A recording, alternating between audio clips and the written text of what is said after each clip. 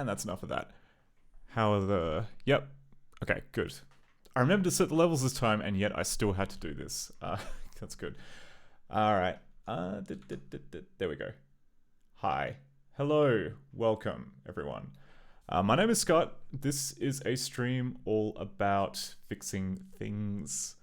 More specifically, this stream is about working on ScummVM, which is an engine for playing old games on new systems. And more specifically, it's about adding support for Macromedia Director, which is, I don't know, like the multimedia kind of... If you were in the 90s and you lived and breathed multimedia, like every edutainment game, every encyclopedia, every thing with, you know, pictures and video and sound probably used Director at some point. And yeah, so we're gonna get onto, I guess, like the main event in just a little bit, but we have some unfinished business from last week. And I know last week I said it was going to be the very last Dark Eye stream, and I honestly thought that was going to be the case. Like, from the deepest recesses of my heart, I thought it was going to be the case. Oh, sorry. Hello, BGN Fine. Lovely to see you. Hey, Mad Moose. Thank you for the heads up on the levels. Yeah, so Dark Eye. We've been playing it for... Oh, I know it's only been a month, but it feels like longer. It's just... it just refuses to end. And we got up to the very last mouse click. The literal last mouse click of the game. And it crashed. And it crashed in a really kind of painful kind of way. So we'll just to kind of get closure, I did manage to fix it during the week. And we can get past that last mouse click now. So we're going to just quickly open up Dark Eye and see the final cutscene. And I'll just take the time to explain, like, exactly how it got broken as well, because it's yeah, it's a doozy. All right, so how do I set this up? Director 4, the Dark Eye, Windows,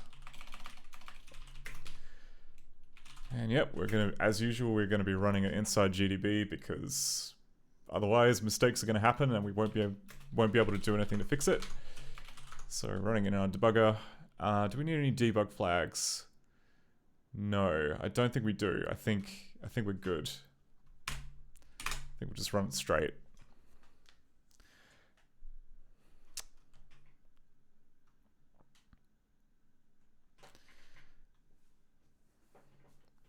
I haven't spoiled myself on the ending yet. I have checked to see if it gets past the crash, and it does.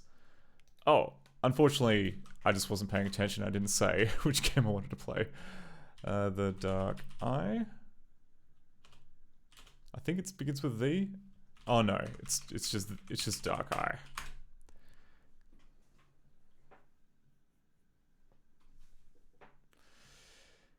Righty.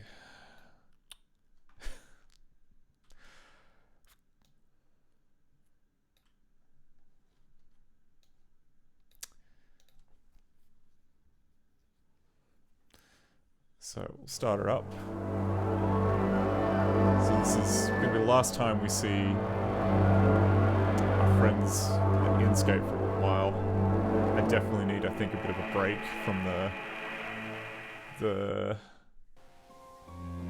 galaxy-brained engine design that these guys did. If you went around for the original streams, like, this particular game was a little bit of a nightmare, especially because everything you see here is run with scripts. Like, doesn't use the director features, doesn't use the timeline. Only thing it really uses is the ability to, like, print sprites to the screen, and everything else is done with scripts, which is very unusual. And it also means you have to support every single edge case. So I think this is our save game, and we're just before the final scene. So we'll get into it.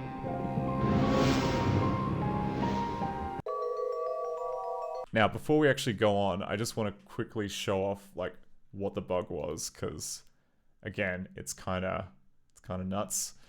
Cast 49443. So in this custom engine that Inkscape wrote, every scene is kind of described with this text file, which contains all of the, I guess, commands for the custom engine to run. So as we can see here, we've got like the first line I think just says which code class to use. So in this case, it's saying, yeah, use the C animated sprite code class. I can't remember what this is for. This is which sprite slot. So director has 48 layers for sprites, and it's saying use number 3. This is saying, I believe we've got cast member, and then we've got bounding box. Oh wait, no, maybe this is actually like which frame do you, like which sprite slot? Oh no, that's ink. Sorry, this is ink. So we've got cast number, we've got position, we've got ink, I'm pretty sure. And then these, so this is, yeah, okay. And then underneath here we have what I believe are frame and timing information that's used. It's a little complicated, but yeah, essentially like, now the problem is the Inkscape employee, who is obviously very sleep deprived at this point, accidentally left this typo in here. Like there is this extra junk on the end of the line which should not be there. And so initially I thought, okay, this entire like end of the file must obviously be bit off. Let's just chop it off. And so on the last stream when I just chopped it off, it didn't work. And that was because these 3 lines here are correct. What you can actually do, so this here is just talking about what frames of video or like pictures to show during the sequence. This bit here is about showing or like playing the audio, which is stored as like a QuickTime file, which we also need. And basically, if you don't have this, then the bit which crashed, I think, was like checking to see whether or not the sound had completed, because obviously it hadn't started because we didn't have this piece of information. Now, after kind of like looking back into this, it turned out that the real issue, which we had to support, was that like this is all in what's the best way of describing it? Like this syntax here is director's like this is director's list syntax, and this is director's property list syntax, and it gets sent to this function called, like a built-in function called value. If you use JavaScript, it's basically the same as eval. So you can give it any kind of arbitrary bit of director lingo code and it will turn it back into a variable as best it can. Now what was happening was that we were trying to read this line here, and it was obviously saying, hang on a second, this bit doesn't make any damn sense, and it would crash, and then this would just return void. Whereas what's actually meant to happen is, if you're in real director, well, as per real director, is that it'll try and read the entire line, it'll notice that everything after this it can't read, and it will just assume to just read the first bit.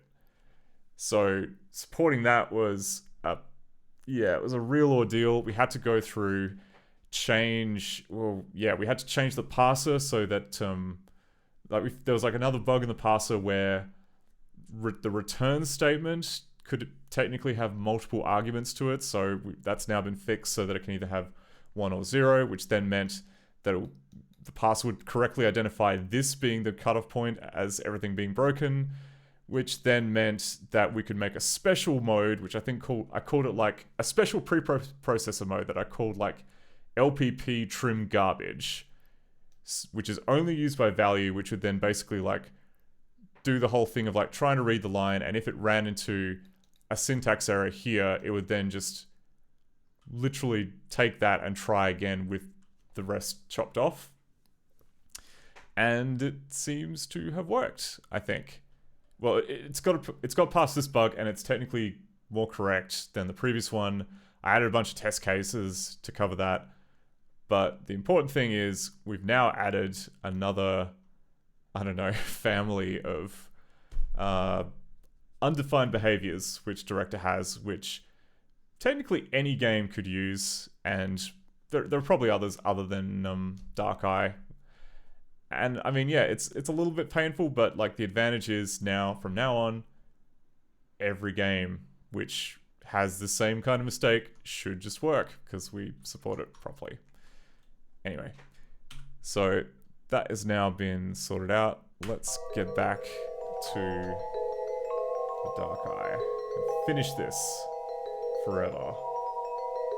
Streaming director. Oh, for the first time it actually figured out what window it was. No pestilence has ever been so fatal or so hideous. Blood is its avatar and its seal. The redness and the horror of blood. Yeah, so this is just like a little kind of like montage through all of the pre-rendered environments. For me, the celebration has just begun.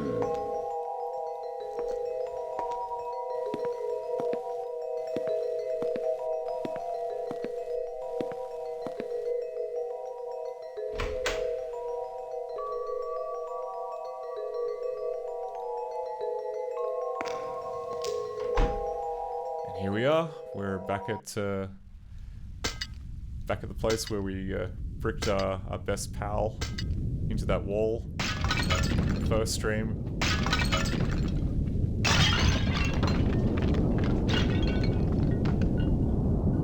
And now we're out. Uncle Edwin?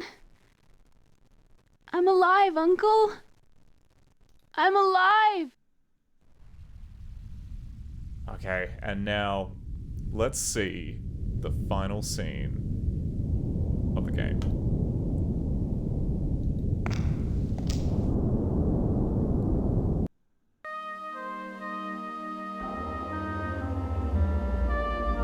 The full import of the lantern, the madness-inducing fumes, Henry's premonitions, all these came clear to me at once, and I could feel and hear a great rending, as of a mirror breaking, roll throughout the house, growing in volume and strength. And even as I looked on, the house around us, the vault, the lantern, Elise, her bloody eyes, all shattered into 100,000 shards, shattered as did the dark depths of my very soul.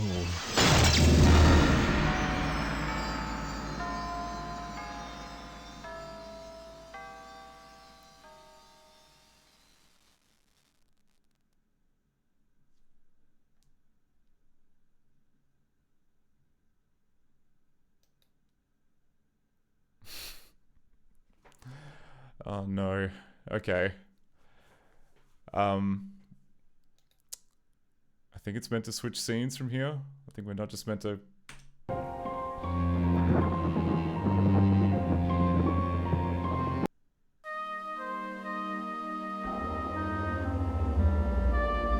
The full import of the lantern, the madness-inducing fumes, Henry's It premonitions, doesn't fix. all these came clear to me at once. Alright. And I could feel and hear a great rending, as of a mirror breaking, roll throughout the house, growing in volume and strength.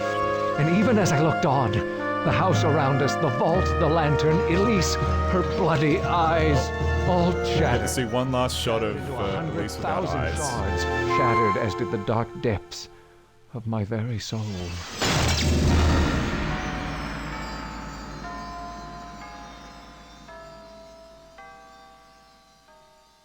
Alright. So I think this may be the same issue which was happening with... what's it called? There was a previous cutscene where you had to watch your brother kind of get pushed off a cliff by the butler, and that also kind of needed a little bit of a helping hand in the menu, like switching out to the menu to kind of get past it. I realize now my hubris in saying that it was working, when I should have actually just sat through and watched the entire thing instead of just watching the first few seconds and going, yeah, okay, that's sorted out. But, you know what? That's good enough. This is, I mean, I may kind of go back and like double check to see, you know, in like a long play or something to see if there's anything like meaningful beyond this point. But I'm considering that the game to be completed because the alternative just frightens me too much. Yeah. I'll just, yeah, I'll make sure that I add a note about the cutscene thing because that's obviously something that needs to be fixed. But on the whole, that's pretty good. And beautiful closure for this game.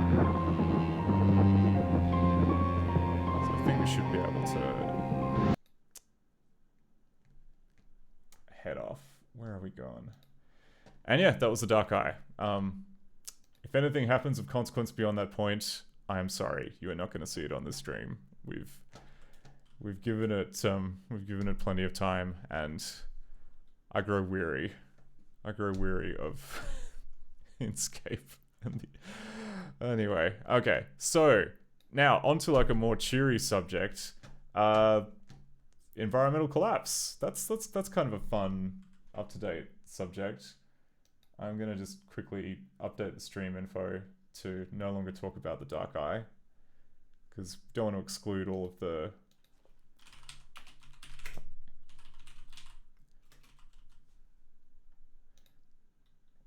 Team Xtreme heads. So there we go. Now, you know what? Actually, yeah. Let's talk a little bit about this game, because it's got some nice cover art. It's by our good friends at Discovery Channel Multimedia. I mean, you can tell this is obviously from the 90s, because they didn't cancel it before releasing it, which is apparently their new thing for anything that they make of interest. It's called Operation Weather Disaster. I think later on they renamed it to Team Xtreme Operation Weather Disaster.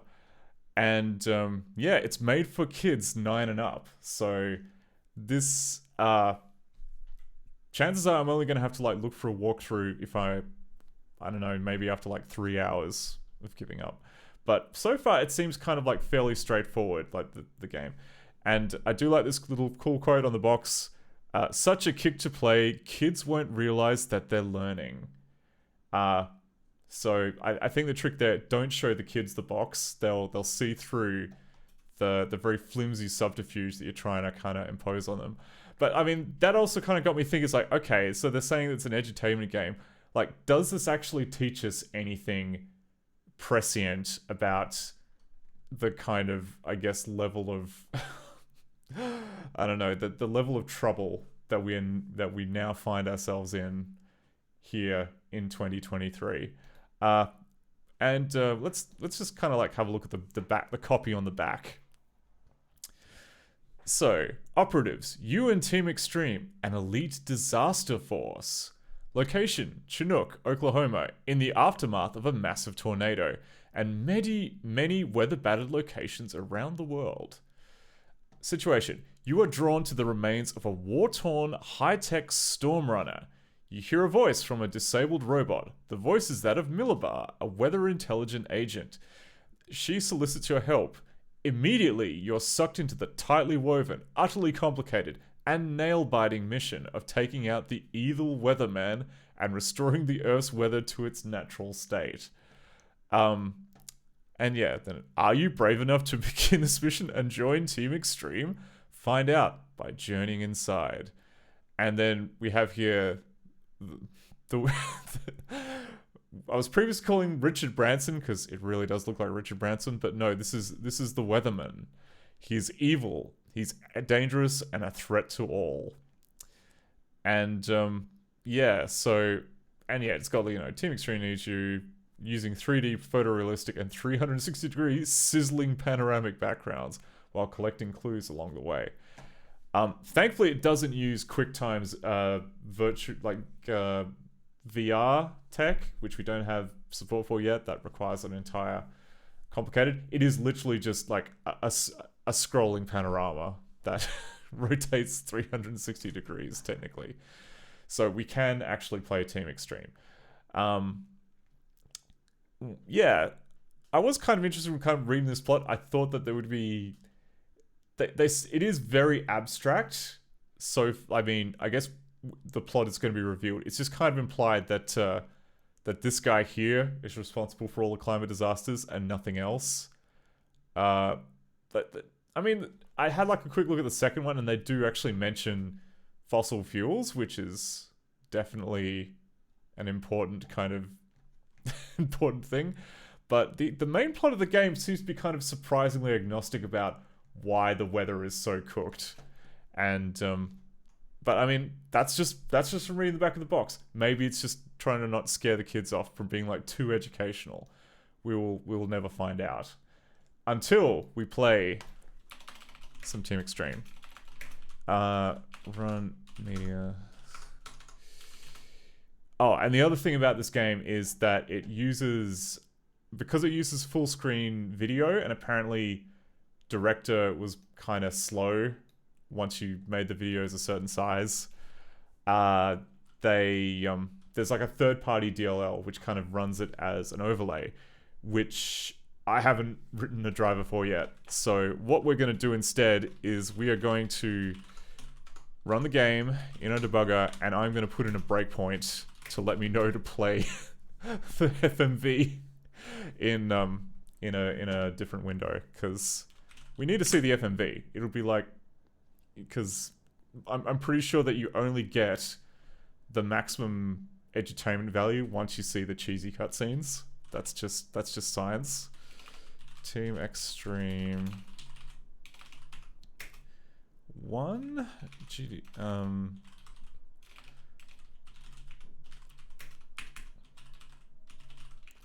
Oh, and I have put one nasty hack in, and that was basically due to file handling. Essentially, we ran into a bug when we were testing it last time where we couldn't save the game, and that was because the save screen actually opens up a tiny mini window, and that has a different director movie in it, but we don't have support for each, little window having its own list of plugins. So basically, it would open the window, which would then open the file IO plugin, and then the previous movie would close, and that would close the file IO plugin, and then that would mean no save games. So yeah, I just kind of jimmied that open. Okay. Give me 1 second to just find the line of code to because what we're going to need to do, right, is we need to put in a line, like a breakpoint at the spot where it tells you what the movie is. I think this was BatQT. Oh wait, no, sorry. Lingo.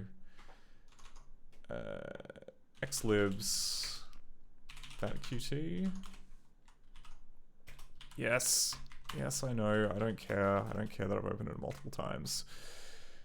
Yeah, okay. Team Xtreme. So this is the custom DLL that they use for playing back videos. At the moment, it's just a bunch of stubs, which it'll do. I just need to make a breakpoint for this one here, because that's the one that will tell us what movie we need to play, I think.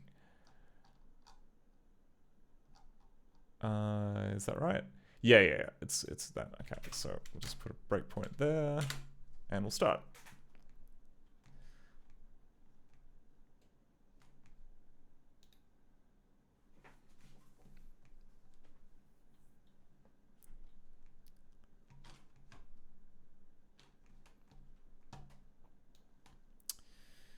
Okay, I'll just move this to... Oh, actually, what am I doing? I don't need to move to that screen. I can just give you full screen and I get split screen. That's how streaming works. Streaming... That. Okay. Didn't pick up the window that time. Oh. And it docks me for the intro message. There, no, that's the folder which has all the stuff in it. Oh, okay. This one. There we go. Yep, it's having a whinge that's running off the CD, which would be fair if I was running it off a 2-speed CD drive like they expected back in the 90s, but it's slightly quicker now, so we should be okay.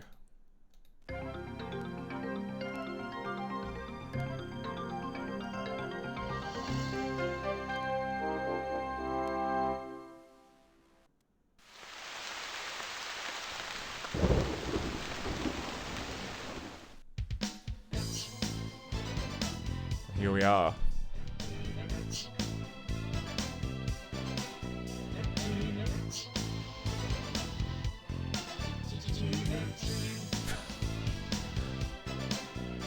realize that the opening title had like the little kind of Team Xtreme vocals in the background. That's kind of cool. Okay, so we're going to start a new game, and I'm pretty sure that it's going to kick us to an FMV. Yep, it does. Okay, so we are going to... Oh yeah, alright, that's right. We're going to have to switch back to the desktop. Okay. Come on. Come on.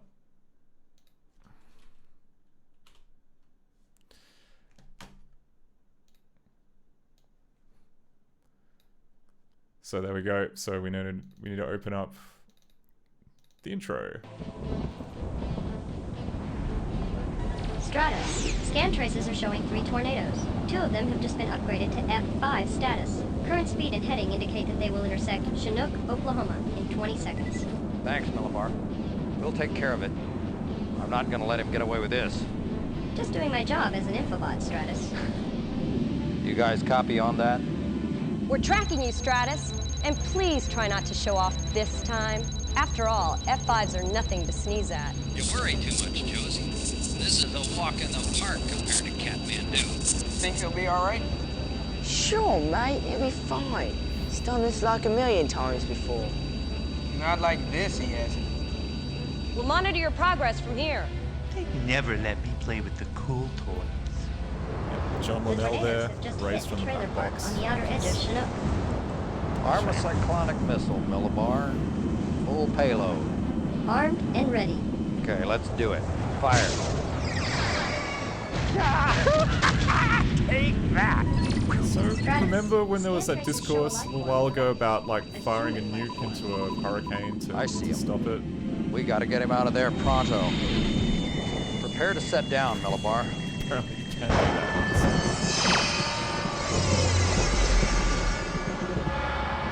Stratus! Everything's gone flat. Charts' global position locator isn't reading. I'm not getting anything from Millibar.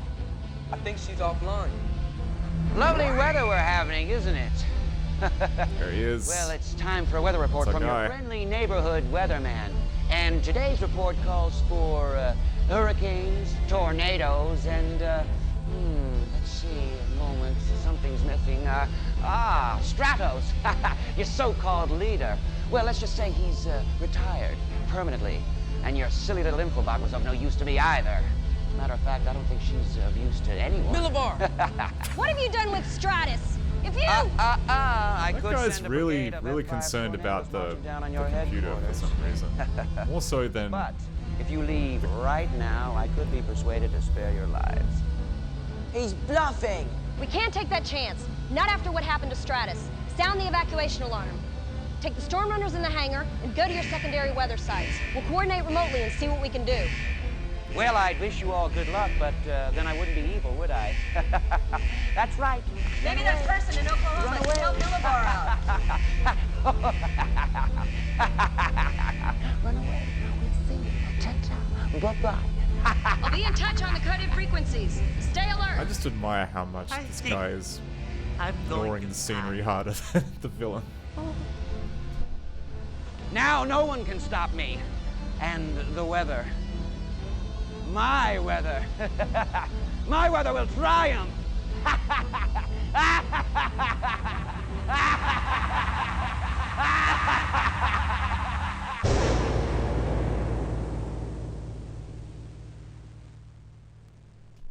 Well, I learned a lot.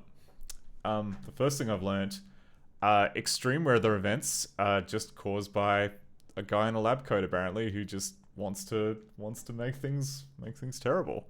There's definitely no kind of like larger, I don't know, institutional problems at play. There's definitely no kind of like, I guess, large industrial cover-ups or you know, holding back of evidence or poor governance decisions which lead to it. No, it's just a guy in a lab coat. Just a guy in a lab coat who wants to make like extreme storms. So, anyway, there we go.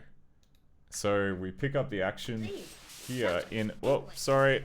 The 360-degree panoramas do not play well when you move off the window. I'm gonna go back to here. Okay. So we start off here in Chinook, Oklahoma. What have we got here? Got some wire pieces on the ground. And we can also pick up this old sock and spilled. And a paper cup. The other thing I think we can do is we can go to this trailer awning. Don't know how the trailer awning managed to survive the tornado. Like, this is usually the first thing to be just kind of like ripped off and thrown sky high. But hey, especially if you can just pick it up with your hand, that's generally like a sign that it'll immediately get ripped off.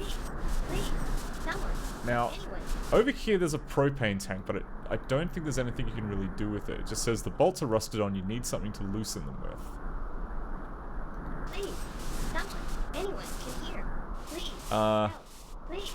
Other things over here is you can look at the craft and the helper robot. A way to move power, cable, off of me. Speech, banks, shorting out. Now there is this lovely high voltage cable here, so of course we just gotta pick it up. The power lines shock you. Your shoes are starting to smoke. I think your heart just skipped a beat. Or 2, or 3. Try to find something to lift the power lines off the robot. Yeah. My hands. Can't use an old sock on power lines. Alright, I think what it wants is to use the pole to lift it off. The systems malfunction. Okay, that is actually good, you know, piece Rewired of... terminals. Please, rewired terminals. Overload malfunction. System failure. Good piece of educational advice. When you are playing around with downed high voltage power lines, always use a broom handle to move them out of the way, or a large sturdy wooden pole. Don't reach out for them with your hands. That's kind of, you know, trap for young players. Also, yeah. Rewire. Help rewire terminals. I will spark terminals in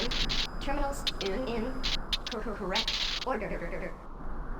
Alright, so the first puzzle of the game, which is we've got this grid of terminal posts. Very interestingly designed circuit that just has like a perfectly square grid of terminal posts, but you know, artistic license in that. But I think the idea is you click one. Oh wait, no, yeah, you need something to rewire the circuits, which of course, these wire pieces. So you need to look at the order in which the terminals spark, and then click the same order, at which point the traces on the board just start lighting up. Oh, while I was talking, I stopped paying attention. So we'll just have to click it again. The ordering of the terminal sparking up seems a little weird. Like, for instance, that time I had to like pick one that was on the other side of the board. I'm not sure if that's a bug in the algorithm that they used to design the puzzle. I might actually add that to my list of things to look into. That seemed a bit chonky. Oh, I do remember looking at the source code for this off stream, and it is a bit hairy. Like, there's like many nested if statements for this. To the check random order of terminal line puzzle is consistent on Win 3.1. Okay. Back to the learning. Okay, so I know it's not that one, but okay. 1, 2, 3. Oh, and there's actually another bug. It's trying to play a sound cast. It's trying to play a cast member, but it's sending a string instead of a number. So it's trying to send the word lightning instead of a cast member ID. So I'm going to say that is definitely a bug I need to fix. Play cast member should try and resolve strings.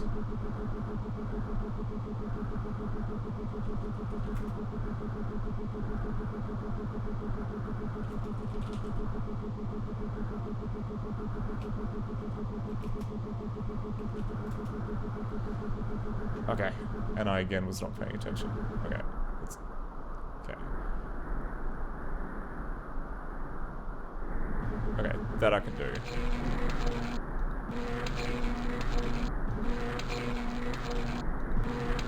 The other thing you have to be aware of is you can't click faster than the sound effect, or else it'll get snippy at you and make you do the puzzle again.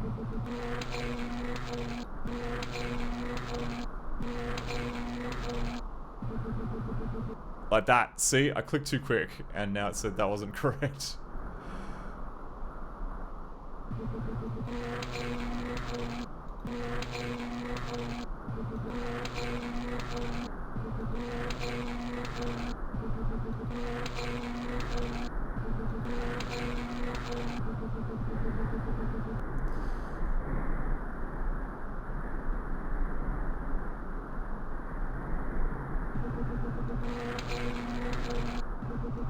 Hopefully this is the last one.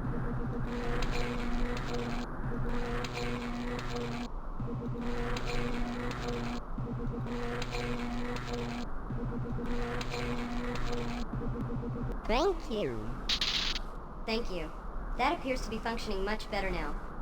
I am Millibar, the Team Xtreme infobot, and I'm afraid we are in a great deal of danger. I cannot locate Stratus on any of my scan traces, and my short-term memory banks have been glitched. Sorry. Allow me to access backup information from my database archival. This is unfortunate. My database functionality appears jammed. Unless some way can be found to unjam it, my usefulness is severely limited. If you can find some way to help, I can retrieve the coordinates for Team Xtreme headquarters and explain further. Ooh, okay. So now we have Millibar, I think, which means... Okay. Database panel is jammed. Can't wedge the pole into the database panel, unfortunately. I'm going to find a better tool for blunt force. I think we can get hints now. In a jam like this, something greasy or slick might do the trick. There we go. So, for for non-swimmers like myself, that's quite useful. So, notice here that we've got a big puddle of oil underneath this futuristic fighter craft. Oh, that's right. You can put the sock in it, which basically says now the sock is not only old but also disgusting. But we want to fill the paper cup with that. Now what I didn't kind of understand was like this propane tank here. Like, can I use the oil on the propane tank? Yes, I can. I can loosen the bolts with the propane tank. The bolts are still stuck. You can't turn them with your hands. But we should be able to, if we... Oh, that's right. So we need to get into the canopy. You cannot open the canopy with your hands. What you actually need is just a wooden pole. Somehow you can jam a wooden pole into the gap between the canopy and the fuselage. And now that we're inside the ship, we can take this hose and this wrench. And I think... So really there shouldn't be anything stopping us from now taking the propane tank. The wrench loosens the bolts and they fall to the ground.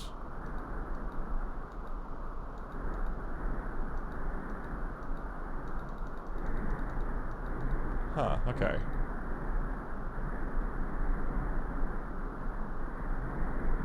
So again, yeah, there should be sound effects playing here, but we don't have, yeah, because play cast member isn't doing the right thing. But I don't see what else you're meant to do with this. I mean, you can I don't see the bolts. I don't see anything you can do with the propane tank. It's just something you can do, I guess. Maybe we have to come back for it later. That's also an option. Anyway, we'll get some more oil. And then we should be able to just pour it right into the...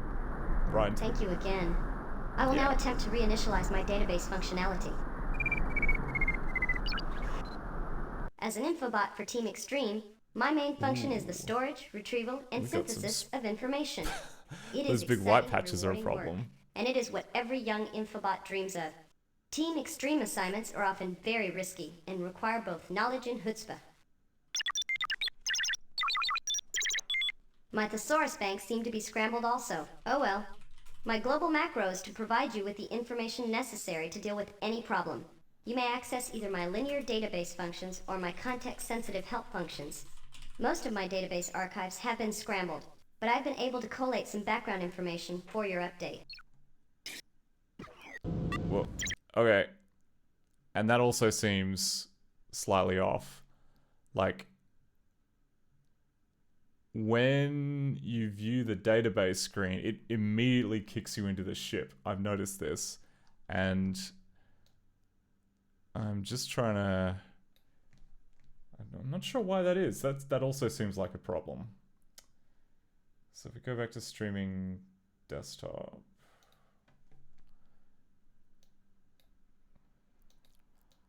So we've got that. Where's the bit where it yeah.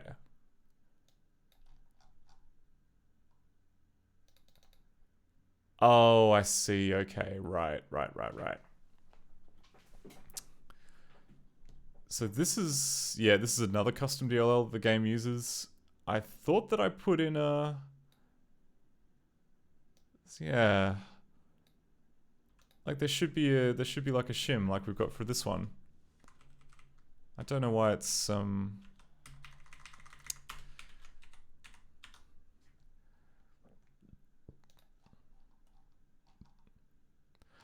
oh right, okay.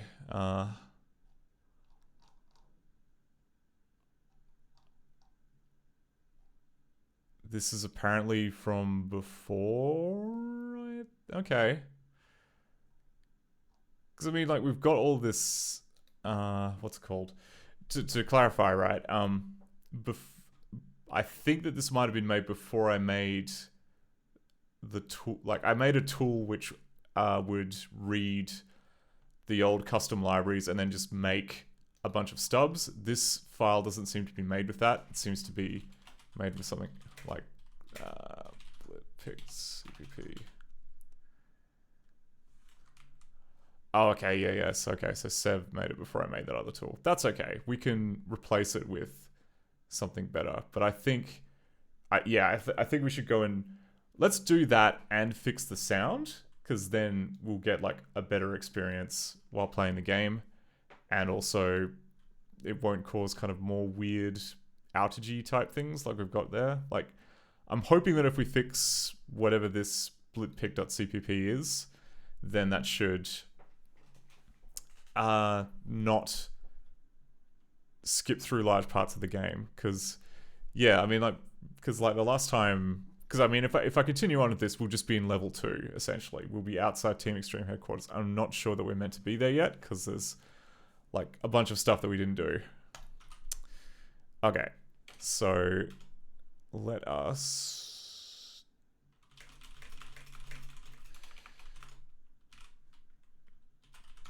DevTools director generate XObj stub.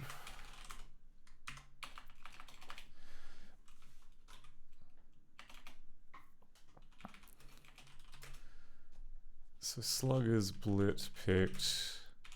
Name is blit picked. Version is 400. And the source file is going to be games director. Actually, no, it's not. It's going to be run media Xtreme blitpick.dll. Ah, oh, dang it, what? ASCII codec cannot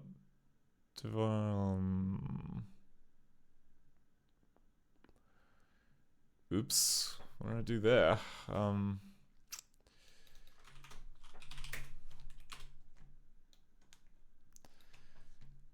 just have a little look to see what it is that we messed up. It is line 199.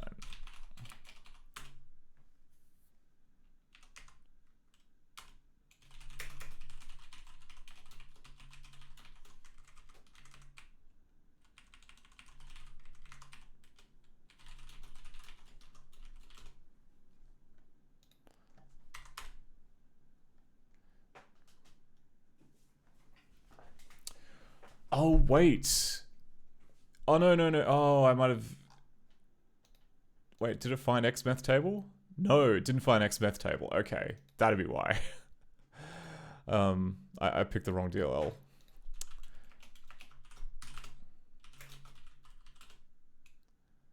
I mean, did I?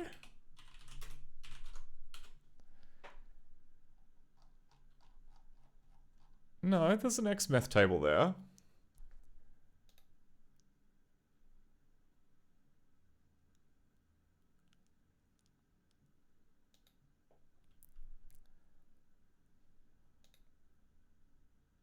Oh, it's probably like to do with it's probably to do with the header format for frigging Windows 3.1.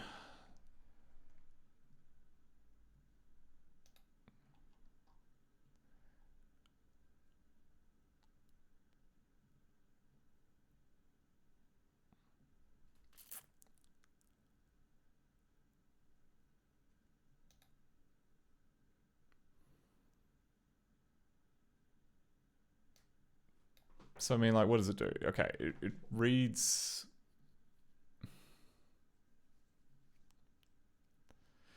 Yeah, it reads one byte, and then... I mean, that looks fine. That looks empty. That looks fine. That doesn't look fine.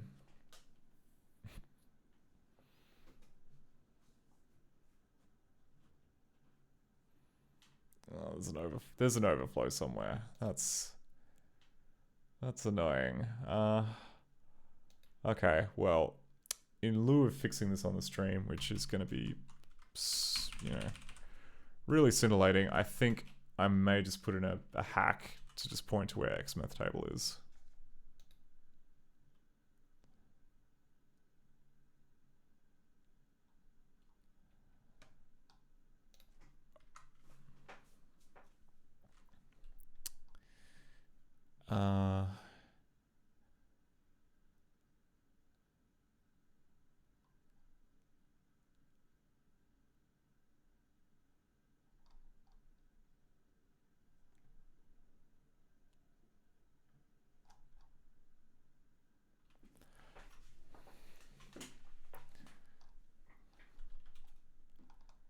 How does this thing work? Oh no, okay. So so we have all the resources, and then there should be like an equivalent list of names for those resources, I think.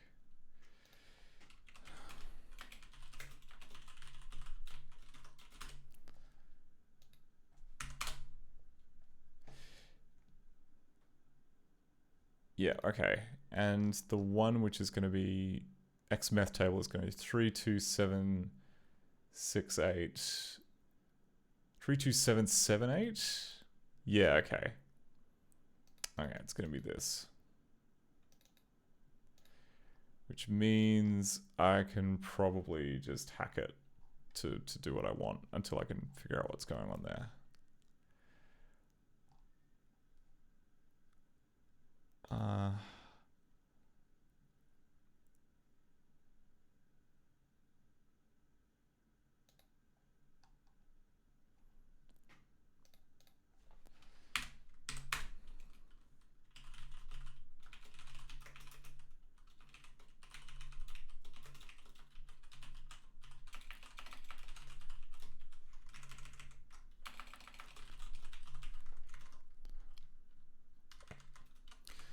So this isn't strictly true, but who cares?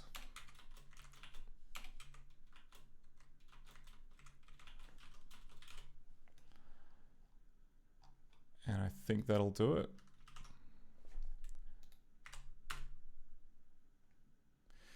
Okay, good. Did that generate a DLL? Yes, it did. There we go. So now we've got a brand new copy of the Blitpicked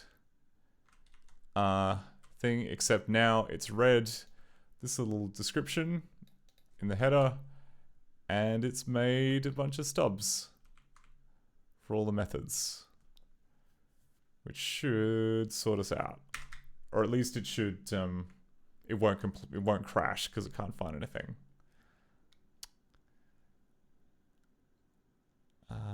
What are we doing? We are. Oh, I should probably change that so that it says Team Xtreme.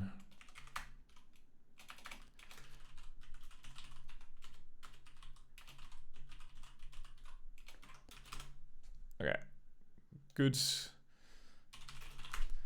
that's one issue. The other issue that we were going to fix was play cast member. That's right. So that we can actually get some sound effects.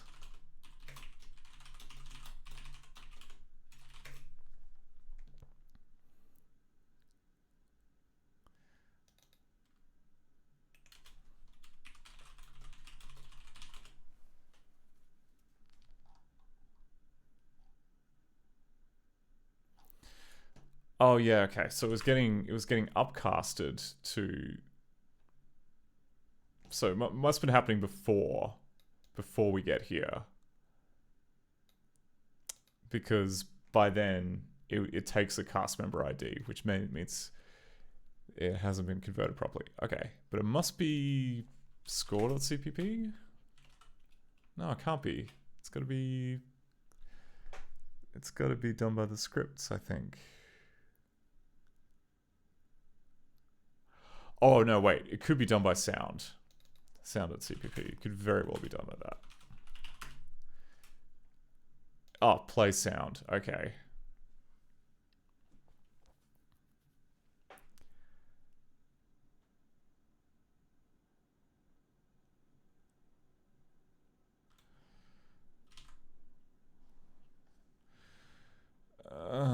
Right. Okay. Sound ID seems new. I don't remember seeing sound ID before.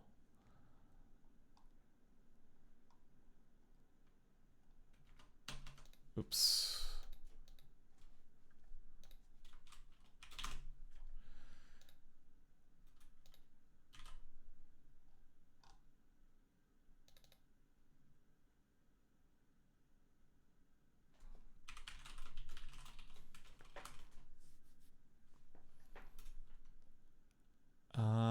Okay. I mean, it's like play. I think. All right. Well, let's just quickly run it again to see if we can, with sound debugging turned on, and then maybe we'll see where the issue is, or where the sound effect problem is coming from. Shouldn't take too long. So, that's been.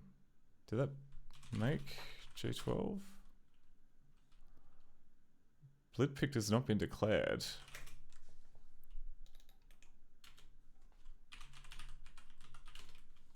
But I did that. It should be exactly the same.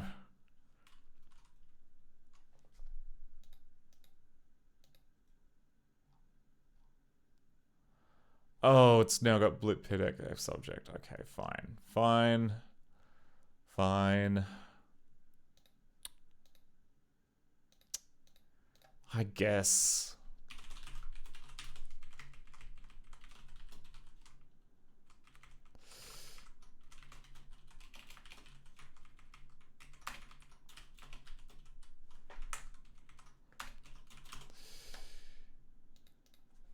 How about now? Is that okay now?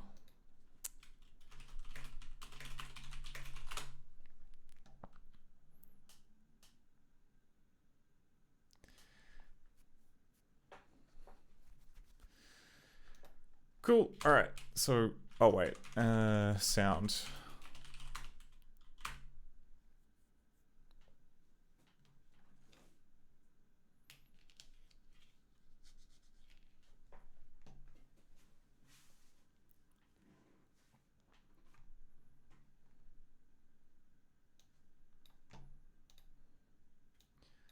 Yep.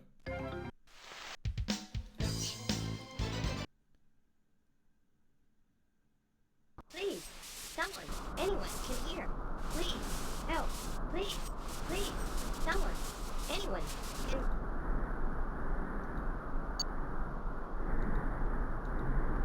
Please, Okay, so I think anyone can hear. Please, help. we go to the robot. Someone, anyone can hear. Please, help. Important. Must find a way to damage the systems. Malfunction. Dang it, we need the wires. We need the wires. The wires are over here. Then we should be able to... Rewire. Help rewire terminals. I will spark terminals in correct Not in order. the middle of a game.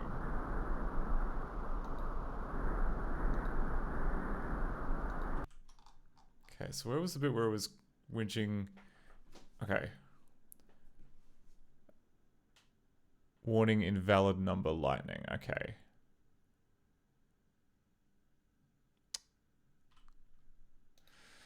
So I just want to go be play cast member. So where is that being called from? Okay, that's been called from Beat Puppet Sound. That makes sense, I suppose.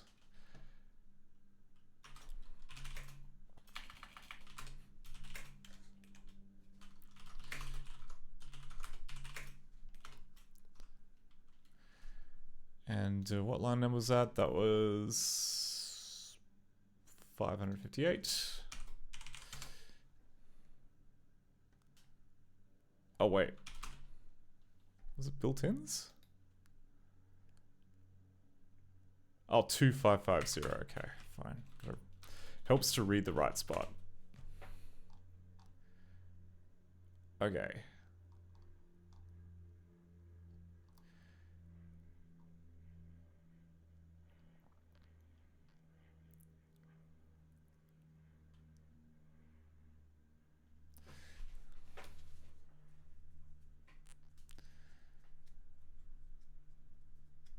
So both of these try and load it as a member ID. Whereas really what we need is some kind of check. So we'll go datum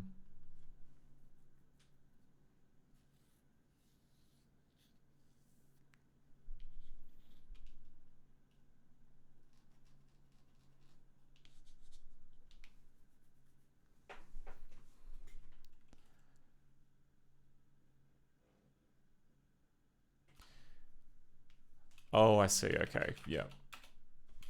So you can have 2 argument puppet sound, which is, in this case, we are using 2 argument puppet sound, so it will work. But we'll just let's test to see what we've got. So datum,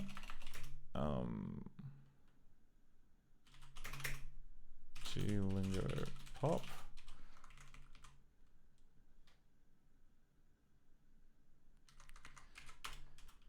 If so is.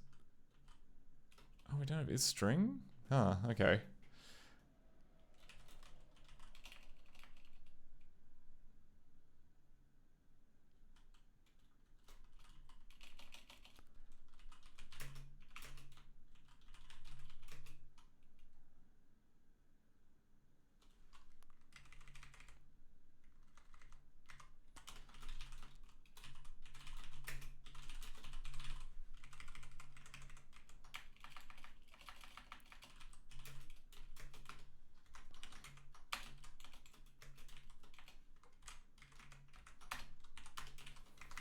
We'll clean this up later when we do the commit, but for now we just need to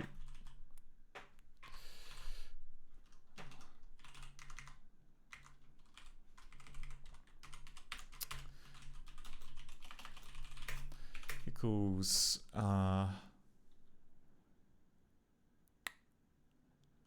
what's the function? The function to look up cast member by name.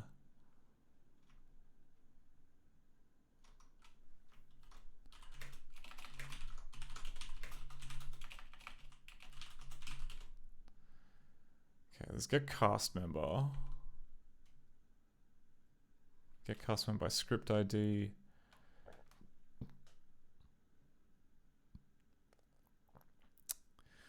I'll get cast member ID by name and type.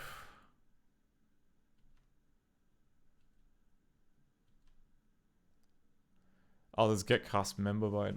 Oh yeah, get cast. What's cast type?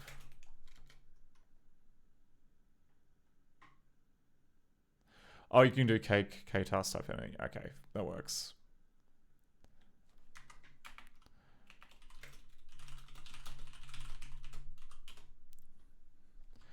Okay, and that's on movie. All right, let's just use that. G director current movie get cast member ID by name and type.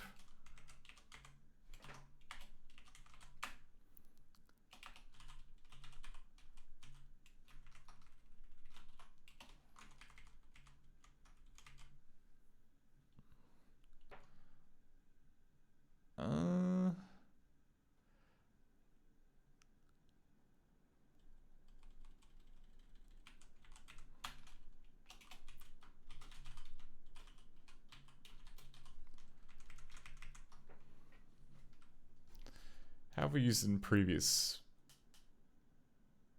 things?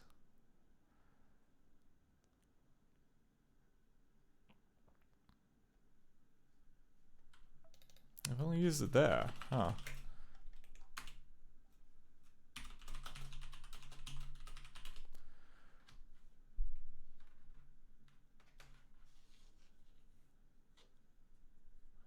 Oh, we could just use this. We've literally got a function here which does the thing that we're trying to do, but just a lot more elegantly. Like that's yeah, we should just use that. What am I doing? Reinventing the wheel like that? No, we don't want it. That's sucker's game. Absolute sucker's game. Glingo Golf cast member.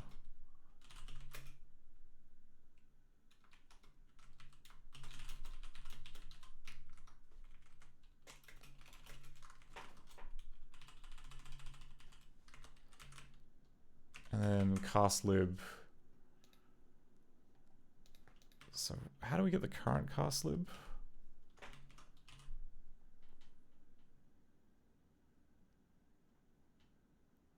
Oh, okay. we just assume. We just assume. But you know what? It's a D4 game. I'll just put in a fix me.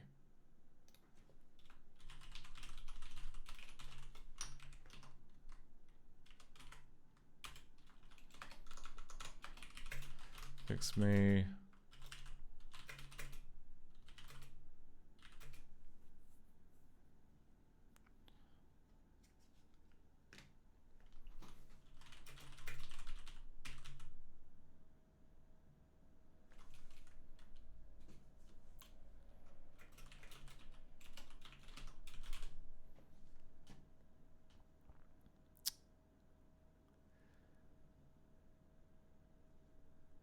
Cool. Let's see if that does it.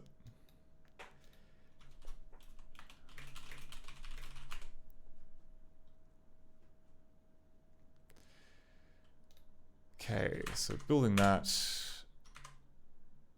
We don't need the sound debugger anymore.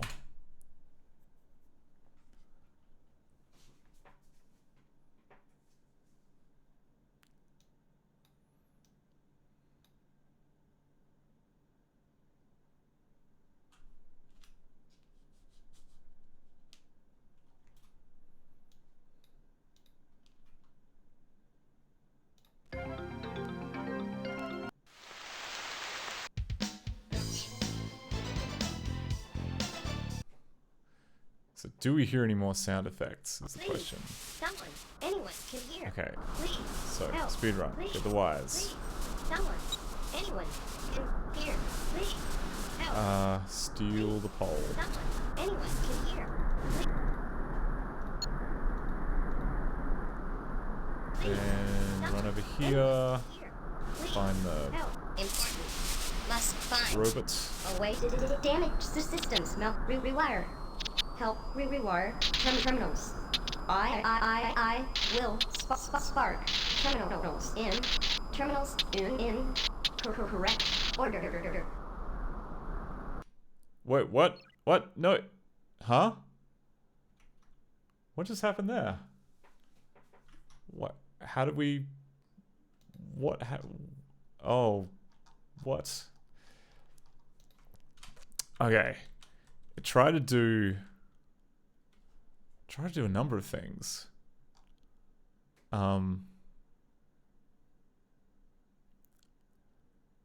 Okay, so first observation, our clever thing didn't quite work because we should have heard something when we picked up the pole, and that didn't happen. More concerningly,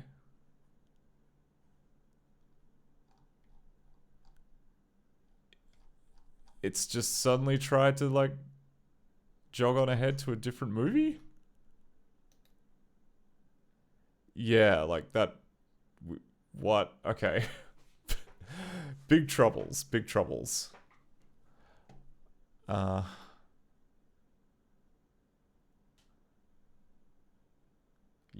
Alright,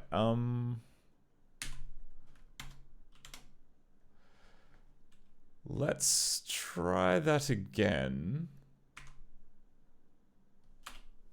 You know what? Yeah, let's try that again, this time with sound debugging turned on.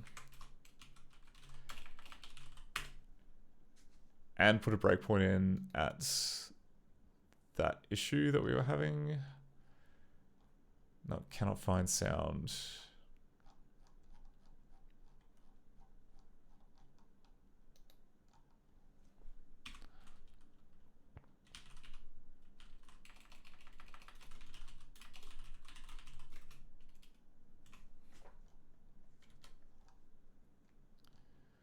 This thing, sound.cpp173.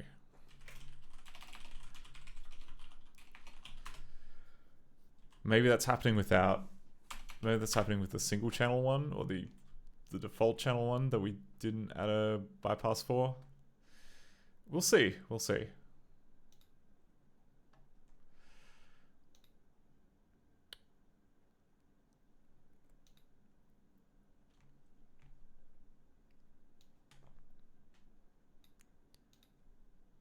Anyway, we'll throw a break. It's going to throw a breakpoint if we run into that again. Start again. So picking up the pole is the sound effect. Yeah, okay. Or can't grab is meant to be a sound effect, which isn't happening.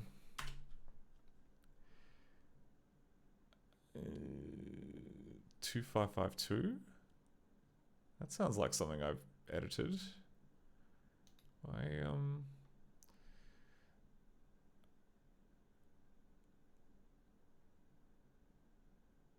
Huh?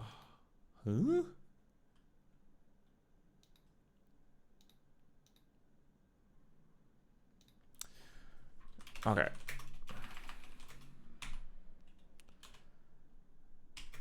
So tell me a little bit more about what happened here. Not... yeah, this thing.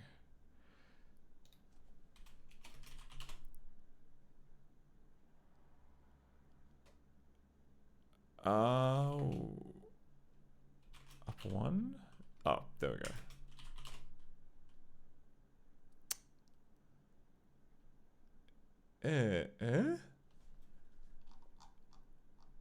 Oh, there's a previous step that's screwing up.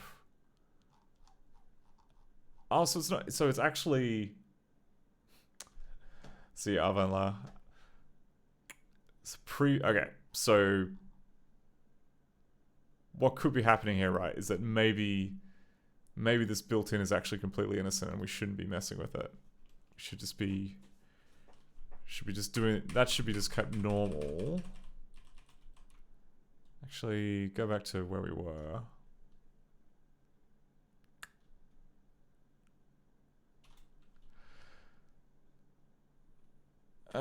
Screw it. We'll go back to where we were. Okay. No changes.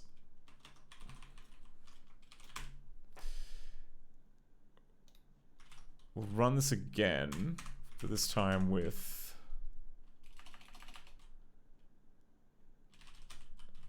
Lingo debugging on.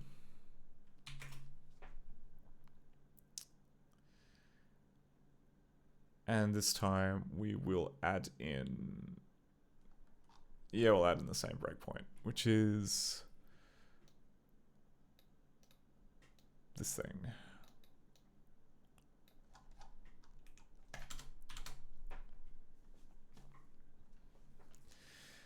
Oh, jeez, all right. This is...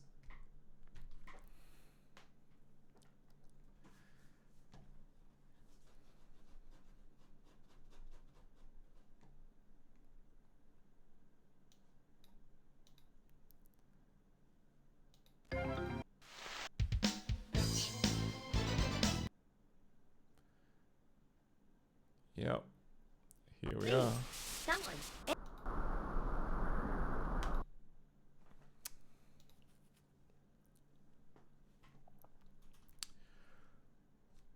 It is calling puppet sound with that thing.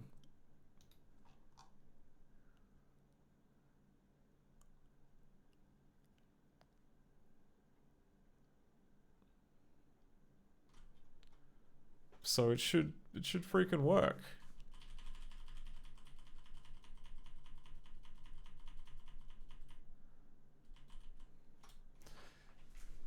Maybe I didn't compile it after I made this change. Maybe that could be it. But yeah, this should definitely be... This should be a string. This should be a string and then gets sent through this thing. But it's not happening.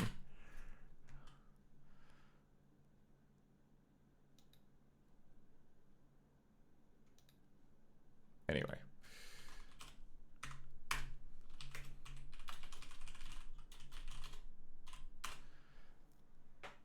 At least now we know that it is all happening inside B puppet sound.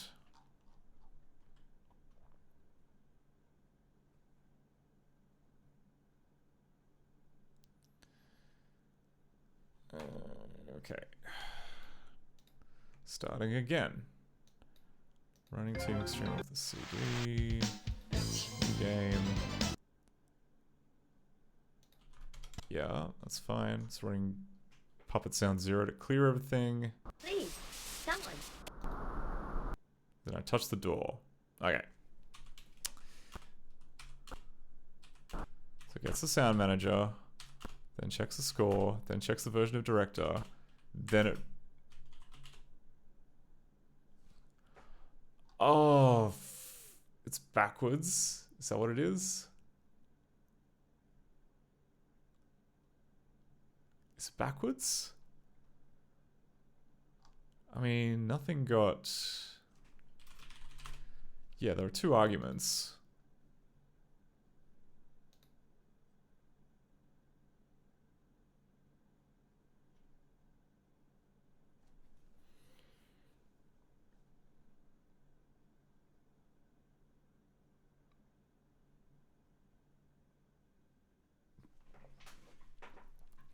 So wait, is this backwards the whole time? Or does it just... Is it meant to know? Hang on. All right. We gotta look at the manual. We gotta look at the manual for this, because it's a little strange. And according to the comment, it's not in the this is an undocumented Director 4 feature, so we have to look at the Director 5 manual for this. Puppets sound.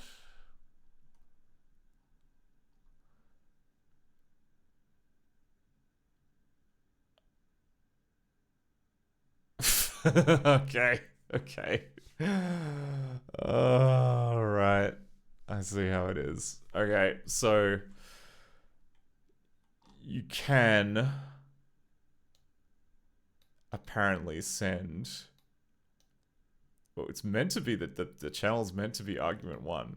However, you can apparently also put it in argument 2, and it just figures out how it works. Okay, that's great. It's funny joke, devs. Funny joke, Team Xtreme devs.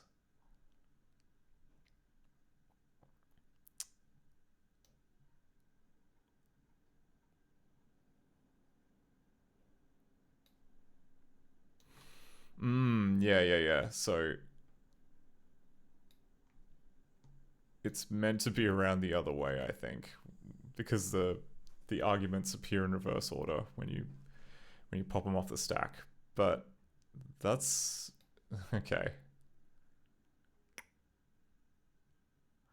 I wonder if this is actually used then. I wonder if it's just falling back to this default of, can I understand what it is? Okay. But we need to add a special case. We need to add a special case.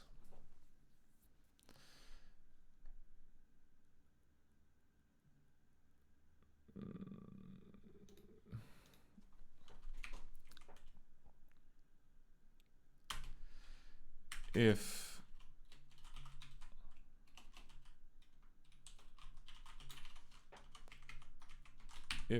it is not numeric, apparently if the first argument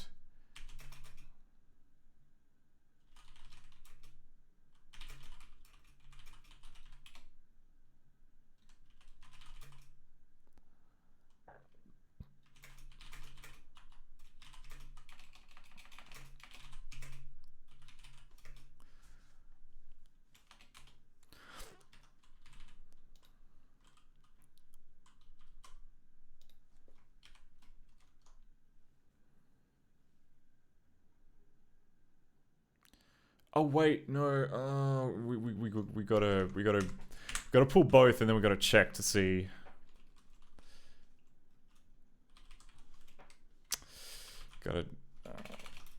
We gotta.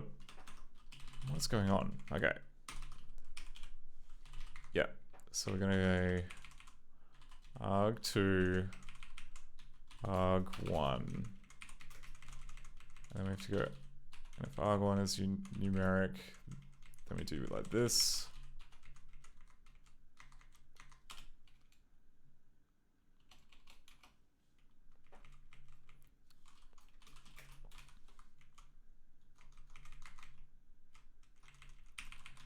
Two.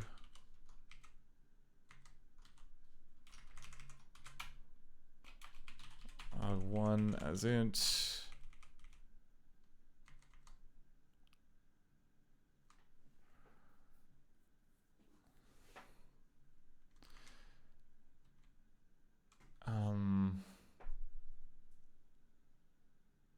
I don't know how we test to see if the channel...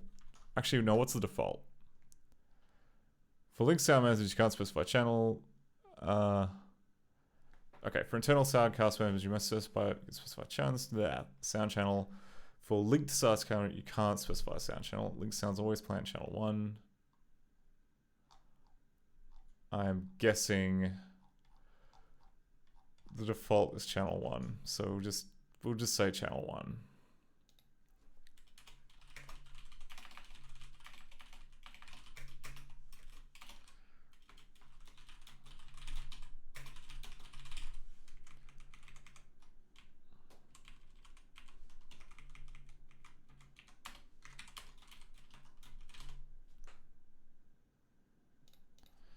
So we do this, do this.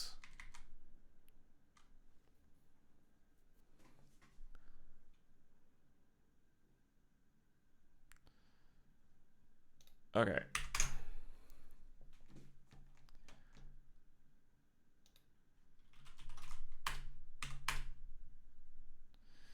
beep, beep. Puppet sound.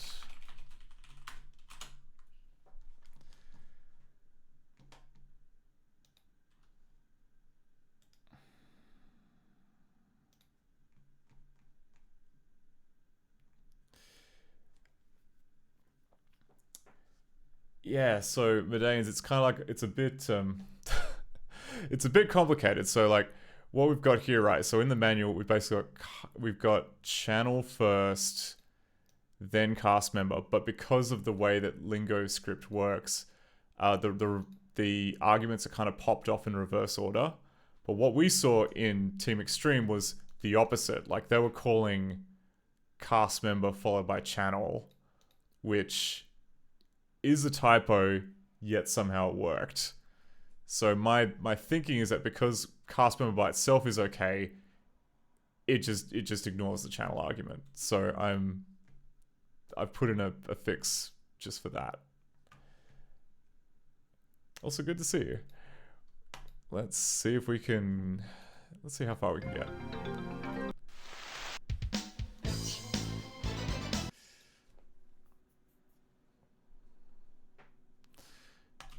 Yep. Please, someone. Okay. So, this should be playing a sound effect.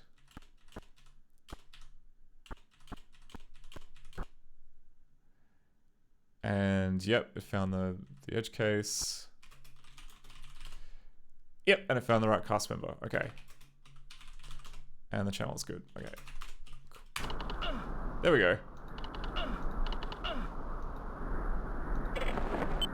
Now we get more sound effects. Please, someone. Anyone can hear. Please, help. Please, please, someone. Take the sock. Take the plastic cup. Help. And the wires. Please, someone. Anyone can hear. Please, help. Please, please. Important.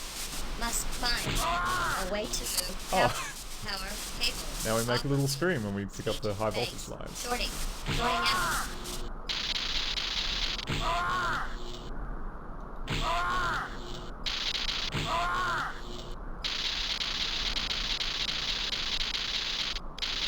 Oh, hang on. Let me just get the... Damage the systems. Malfunction. Please rewire terminals.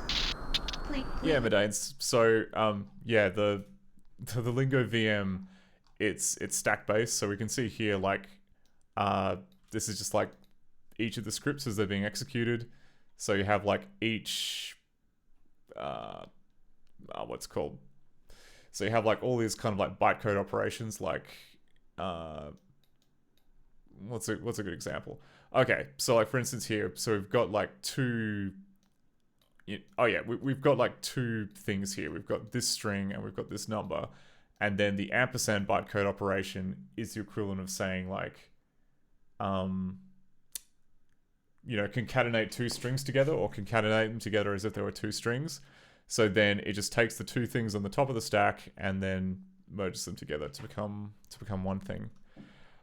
And yeah, most of the built-in Lingo commands, or like the way that the bytecode engine works, is just it puts things on the top of the stack, and then each of the functions that you call, they just take things off the stack and mess with them. So, but of course, like the order in which arguments occur in a function, that affects the order that they kind of show up on the stack. And yeah, we have to kind of figure out exactly what edge case it's looking for. Like, again, my guess is that because this is allowed, that you can have the cast member as the first thing, then it's just reading that and it's not expecting, like, the second argument doesn't do anything. But I could be wrong. It doesn't. It basically makes less sense, because then why wouldn't they just code that in explicitly? But that doesn't seem to have happened. Anyway, we've got sound effects now, so we can hear the characters scream in pain when we grab the high voltage line, just like in real life. One second.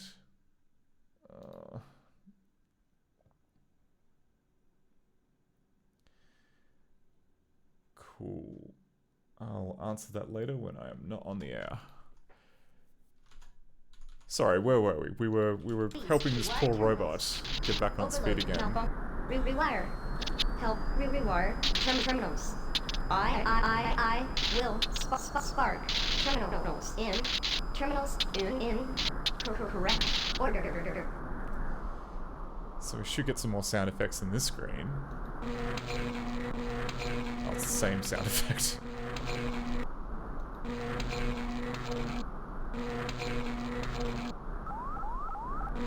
Yeah, and if you go too fast, then the game trips up.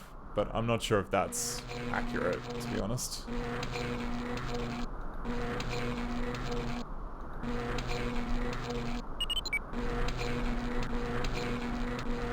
Got some more bleeps and bloops.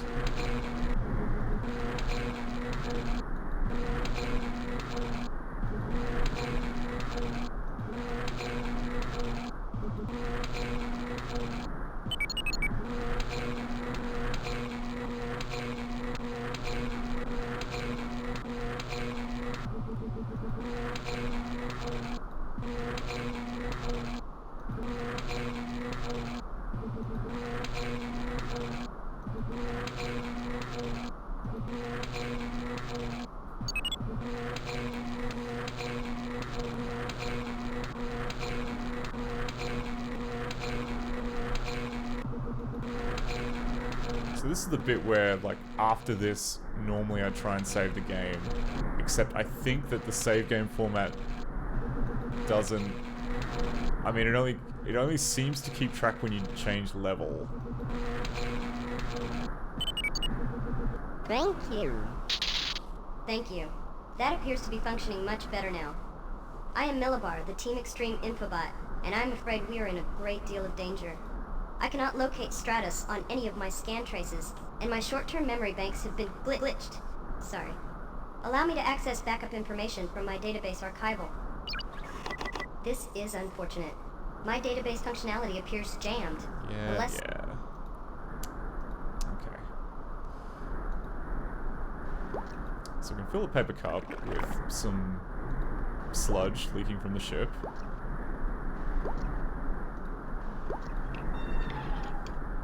Oh, there's so many more sound effects now than there were before. Now we get one for, like, prying open the canopy. We get one for sitting in the chair. Interesting that the other things in your inventory just kind of disappear when you sit down on the ship. That seems a bit strange. Stormrunner is out of fuel. Ah, right, okay. So there is a puzzle before you're allowed to, like, get in the ship and go back. That the game is, like, crashing its way through. So yeah, you're meant to get the ship, like, a bunch of fuel, and we didn't do that at all. Like, we just Oh, hints are only available when you're with the robot. Okay.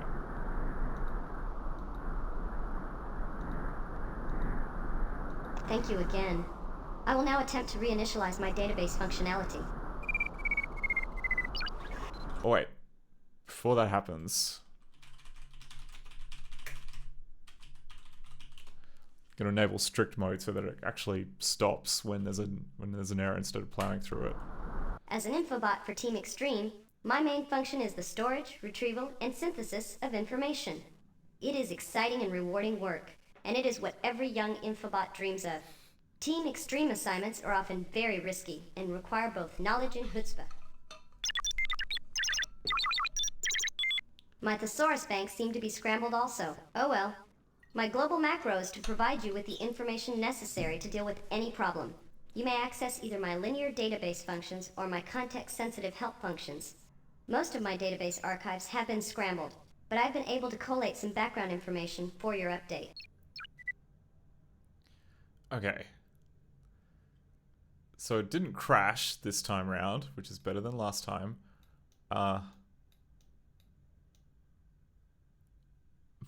Okay, there's a window.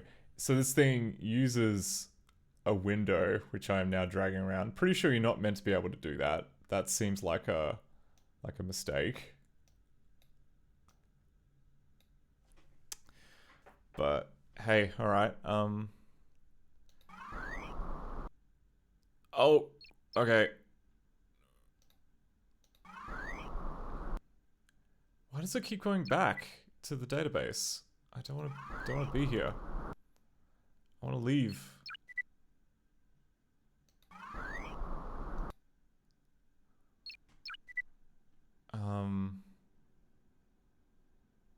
Exit? So exit immediately like kicks us back in. That's kind of a problem.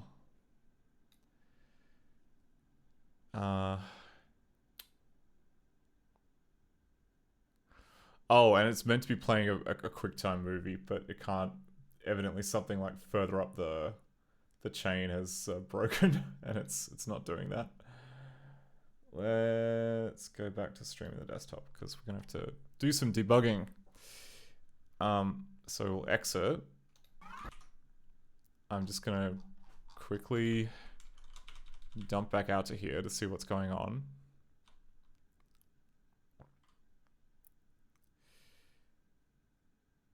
Yep, okay, so we call this thing end dbase, clear dbase fields, get start cast. Okay.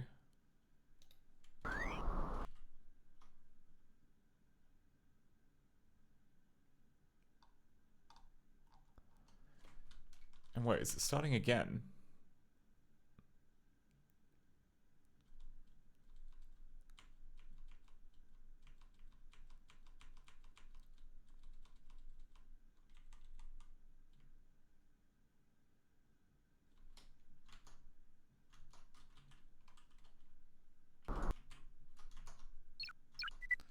Okay, let's try that again.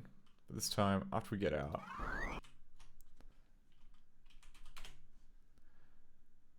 Okay. So we draw the inventory. Then we end dbase.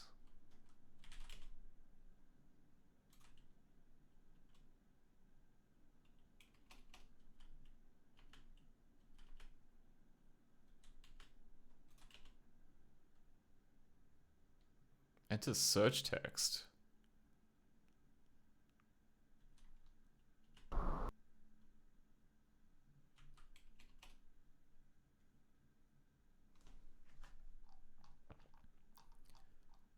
Oh, what is going on here? It's doing like a whole bunch of crap. Which I'm...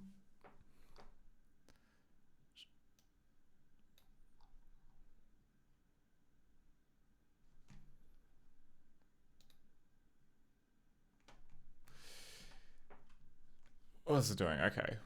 Enter search text. Then it checks where to go.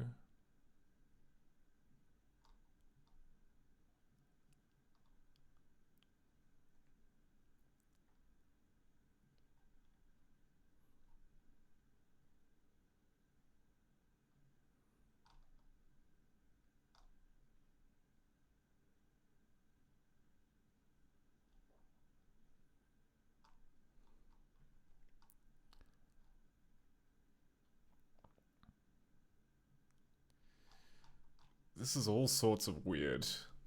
This is... yeah. Okay.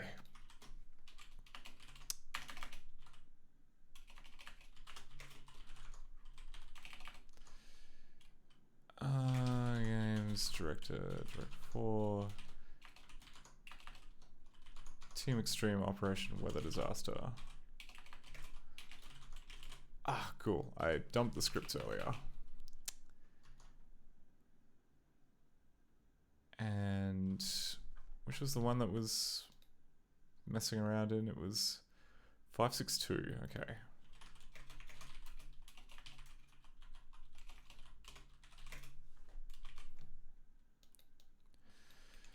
So this is done with project arrays, which is a proper decompiler. You can do it just by looking at the bytecode, but that takes a bit longer. And usually when I'm on stream, I'm extra low on brain power, so I need all the help I can get. That's all I'm getting at. Okay, so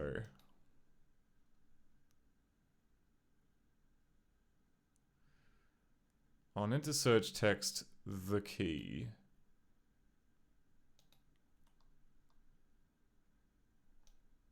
What is going on here?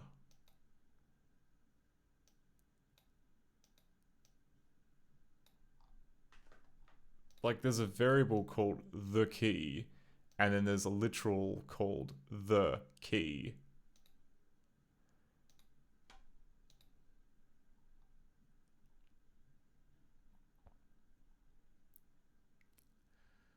Oh, but it seems to have picked it up. Seems to have picked it up because it's still just blank.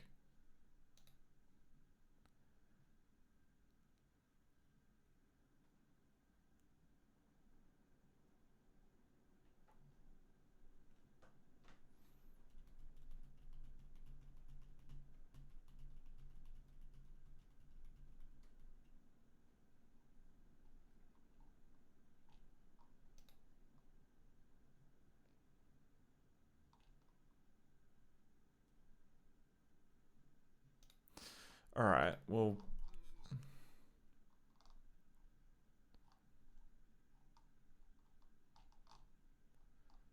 pushing. Okay, so it's this where to go bit, which is cooking it.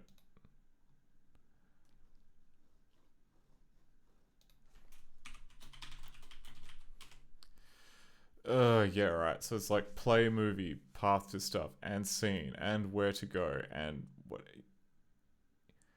Yeah. What? Yeah,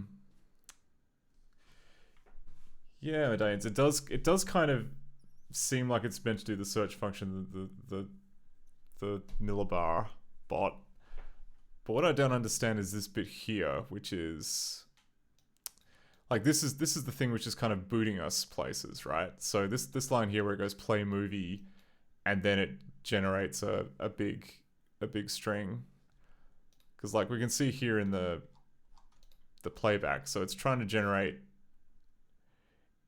It tries to generate a director file name, and it just, because we have like no input, it just defaults to like scene plus nothing plus dir, which doesn't exist. So tries that, and then the set next movie fails, which seems kind of like I don't get it. I just don't get it at all. Like this looks like something that would be kind of used to take us back from the encyclopedia screen back into the game based on whatever level that we were supposed to be on. That to me makes sense. But it feels like, yeah.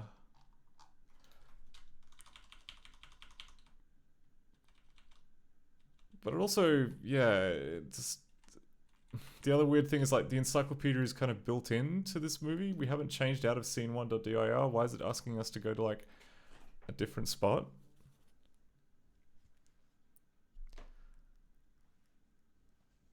This just seems very strange.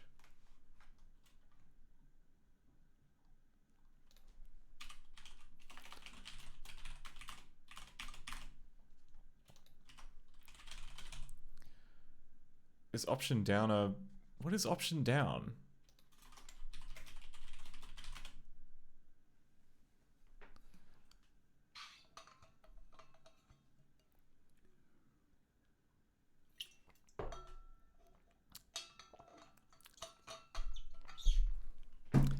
Is that something that we have? Is that a built-in?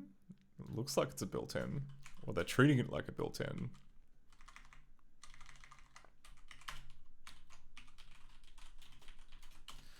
Okay, no, option down is a thing. It's just, I'm struggling to find it with search. Oh, determines whether the option key on the Macintosh or the alt key on the PC is being pressed. When the option or the alt key is being pressed, the option down is true. Why is this even running this bit then? Like, I'm not holding down Alt or Option. Why is that returning true? That makes...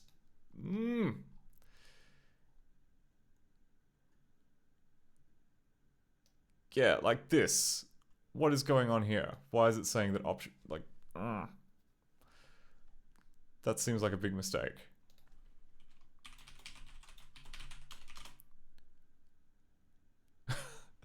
I wonder, is this like a debug setting that they added in for Team Xtreme? Because like it seems like, why would you have it so that like it's basically like if you hold down Alt and then one of the number keys, then it'll kick you to another movie. That sounds like a debug feature that they've added in. I mean, that's what's meant to be happening. Like, so yeah, it's checking the option down to see, like, is the Alt key being held down? And then it's getting the key, which is basically say what key is being held down. There is no key that's being held down, but for some reason, option down is returning true all the time.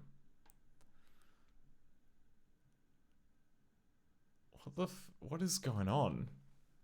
What is going on?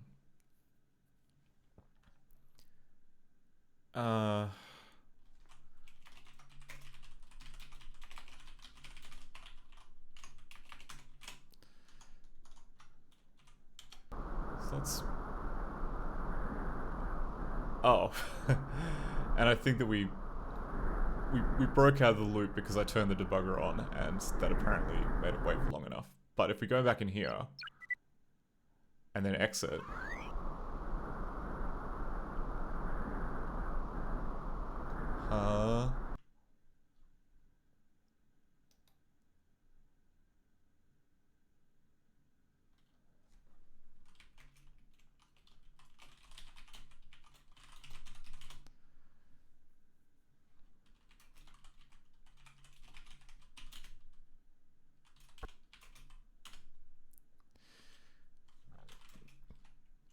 What? I have located Team Xtreme headquarters, but I've encountered another problem.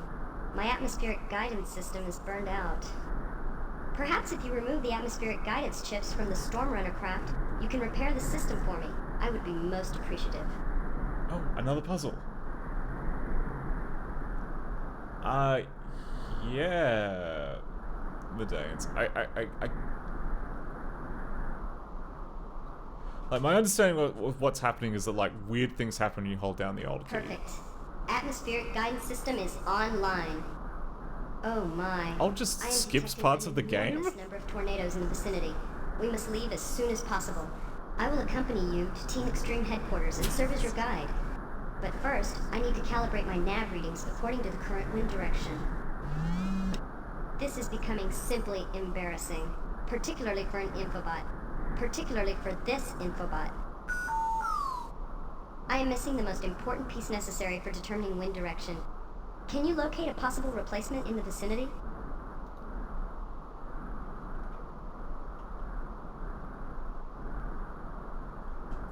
So if I hold down Alt.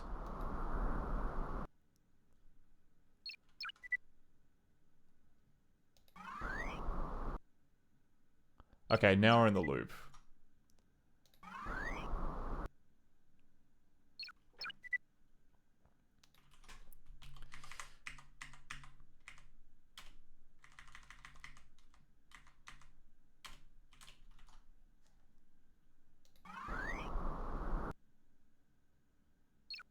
I wasn't even checking at that time.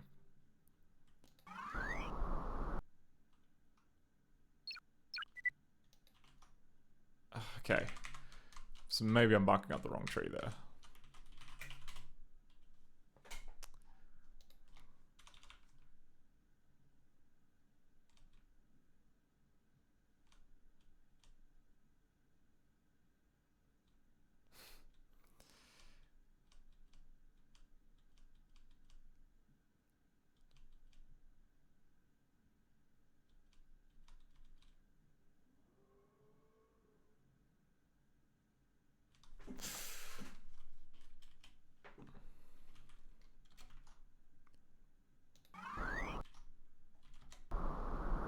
Okay, if you open the debugger when you transition scene, it's fine.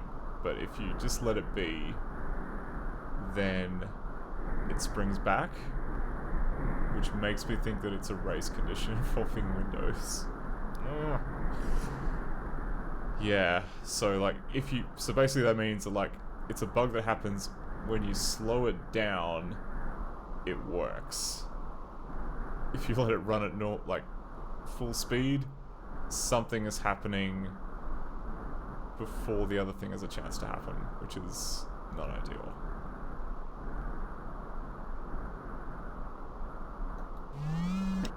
This is becoming simply embarrassing. This is becoming simply embarrassing, particularly for an infobot. Particularly. Okay. Oh, god damn it. No, I don't want to go to the database.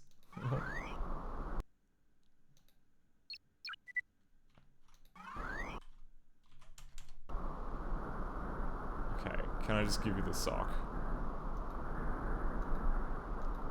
I can't use an alt sock on a database.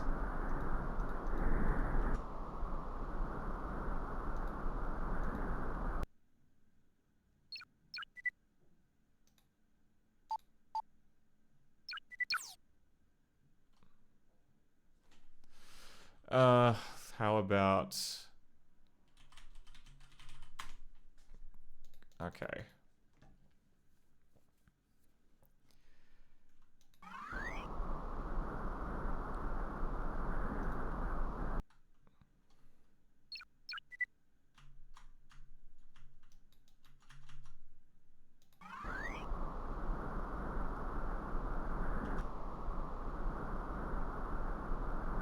Okay, now there's the sock, and I can give the sock.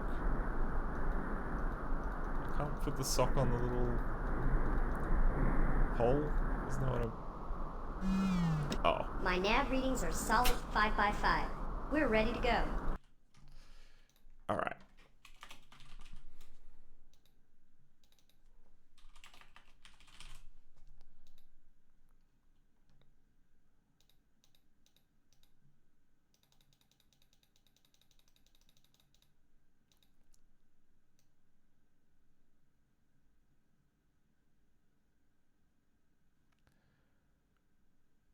Yeah, it's very glitched. It's kind of difficult to figure out exactly like what is... Okay, so this is the point at which I put the sock in my hand and I tried using it and it didn't really work. So it must have happened after that. I don't even know why. Yeah, it did skip the previous puzzle. I just want to know why like pushing Alt does this. Like it doesn't seem to be... Like, that search function seems to be unrelated. Unless... Is it 2 arguments? No, it's not 2 arguments. Sometimes it would say a frame number as well, and that might do it. That might kick it over to the bit after the puzzle. But it's not doing that.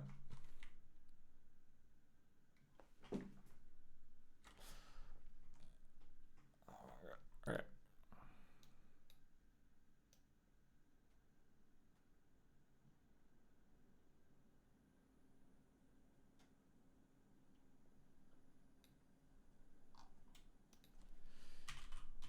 Is there a key down command anywhere? No.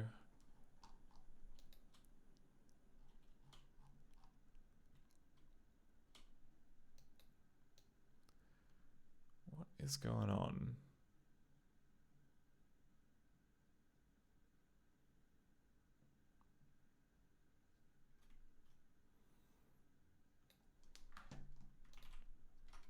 From now on, I will accompany you and aid you in any capacity I can. If you need to access my database or help functions, you need only to touch the appropriate control on my interface bar. Let us examine the Storm Runner. Hopefully it'll be in better shape than I am.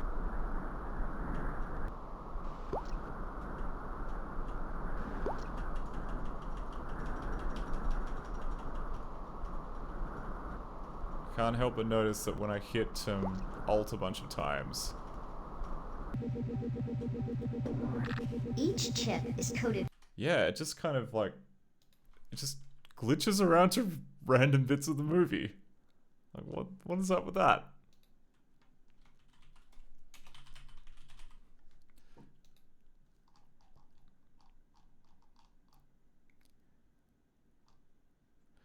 No, it is definitely that enter search text function. It's just doing a bunch of undefined behaviors.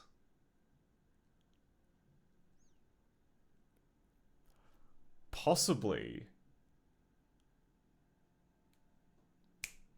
Okay, so theory. Maybe what's happening is that whenever we like hit Alt, it triggers the search feature, which doesn't work. Okay, yeah, because it calls play. Where's it getting 1 from? Alright, play. Oh, okay. Yep. That'll do it. God damn it. Alright.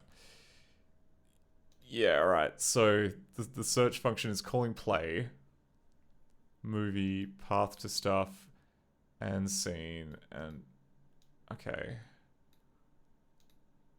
But in bytecode though, it's saying basically play frame 1. But it can't find the movie. And instead I think it just skips whatever frame it's on. Which then is why whenever we do it on the screen with the robot, it'll skip ahead or glitch ahead. I think that makes sense.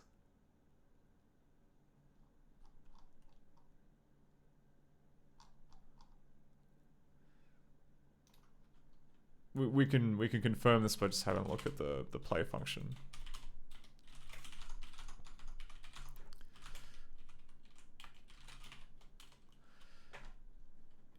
Okay, so we have this. Yeah, right.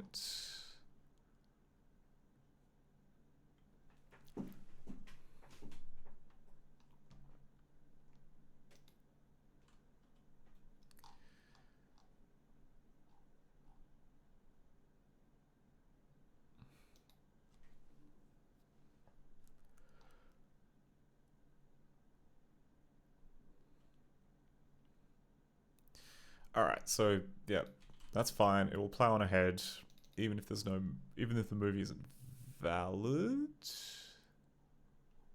Oh no.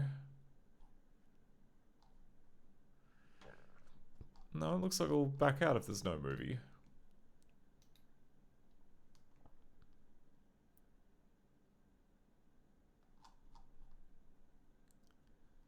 But it tries to call Windows set next movie. And that doesn't work.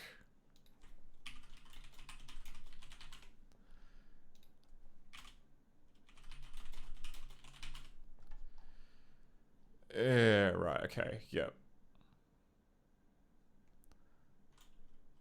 So it tries that, and it's not very successful.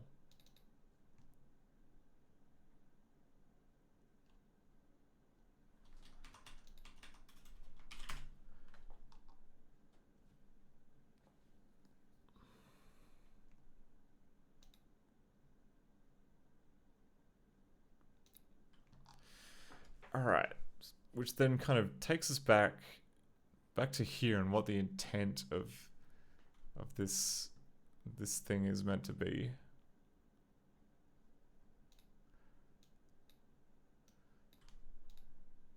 So integer the key.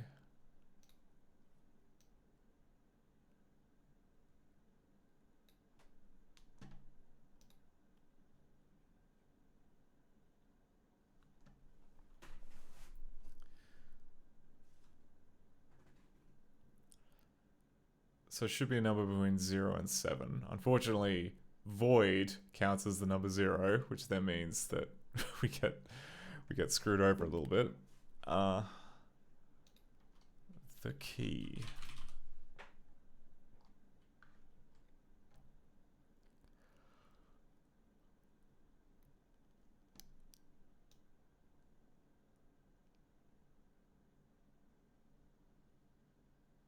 But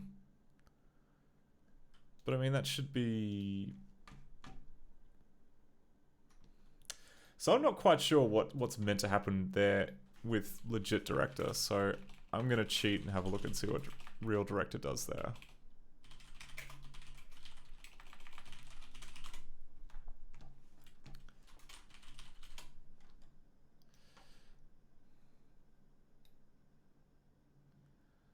God, what a weird glitch. Or more like, yeah.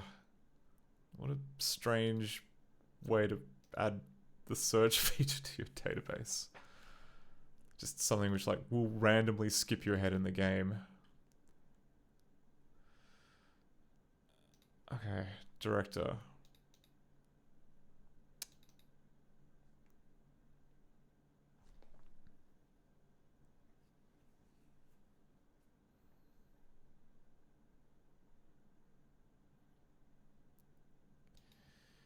Oh, come on.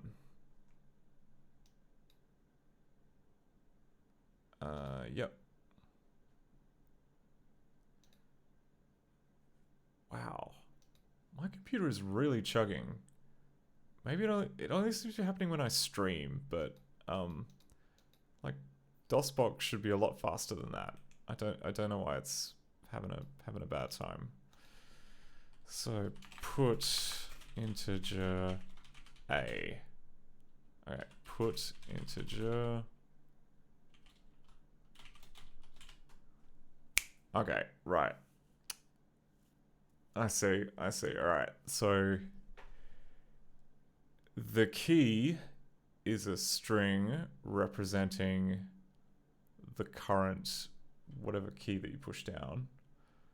It then gets changed to an integer, which then gets glommed in here to figure out what scene directory gets called. What I don't understand is why is enter search text being called at all? It should only be called on the database screen, and yet it is being called many places.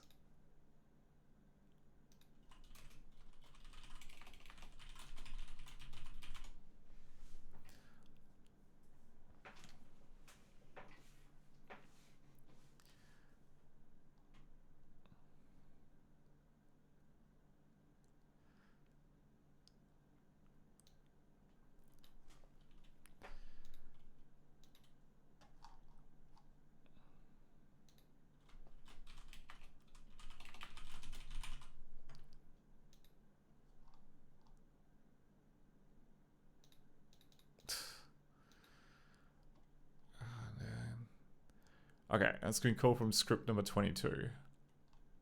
Do I have script number 22?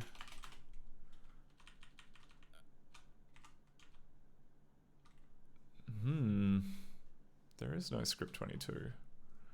Oh, maybe. Oh, maybe that's shared. That could be it. For 1 atmospheric layer. If the chips are...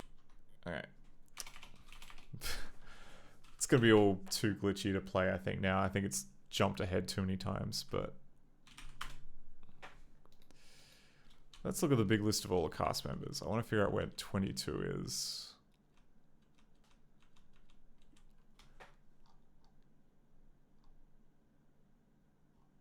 No, 22 is in... Oh no, 22 is a text file? Name clickable items.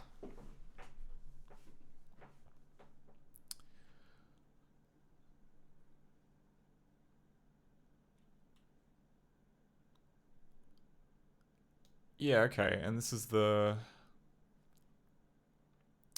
This is like the items that are available in the scene. Note, the property list of clickable items must be the last line of this text cast member. Items not in the clickable items list cannot be picked up and therefore have no item action when taken. If there is no corresponding sprite for the item, set the sprite channel to -1. Okay. Well, why have we got an anonymous script that's labeled as number 22? Like, that I don't get. Funks?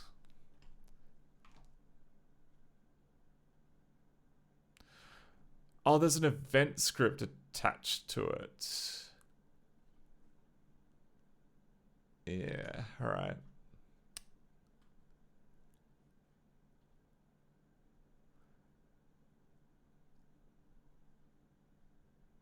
Is that it?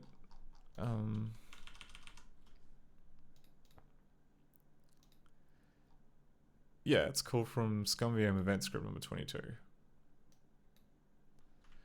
Which, unfortunately for us, Projector Race doesn't seem to dump. But that's okay, we can dump it by hand.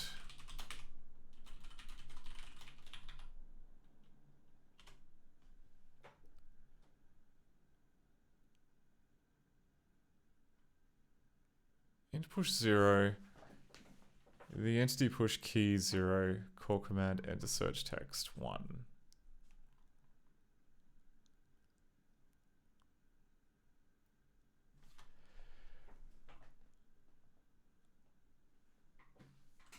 What?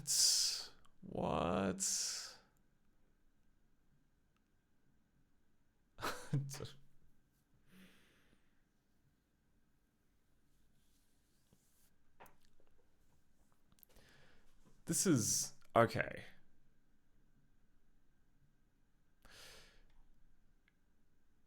So sort of, like, this is a this cast member, the only thing it's used for is to just store some text info. It's not actually showing on screen. It's not actually, it's just a store of data. And yet, for some reason, there is this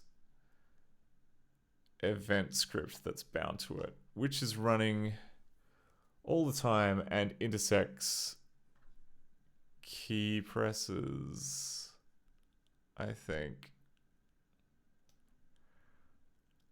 Call command enter search text number 1 and the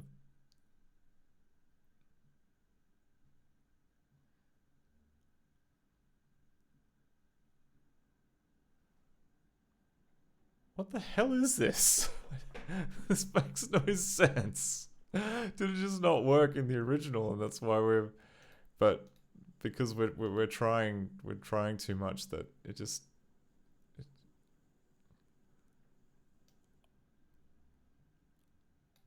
oh, hang on. So we set, oh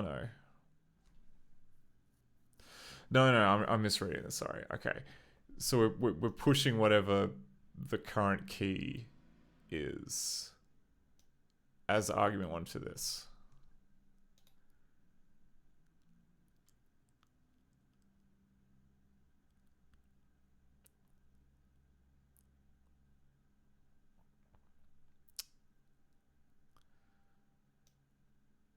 But for some reason, it really seems to think that, like, we're holding down the option key all the time when that is not happening. Like, the option key.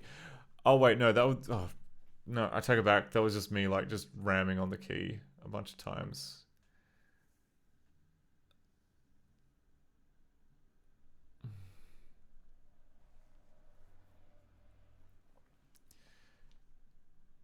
Okay, well, do I have Team Xtreme mounted here in the CD drive? No, I do not. Hang on. I thought I did, but I do not. Because I think we need to do some experiments in Windows to see what is meant to be happening.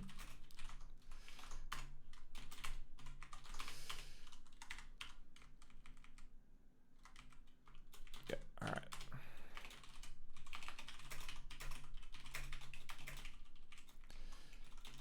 Games, director 4, team.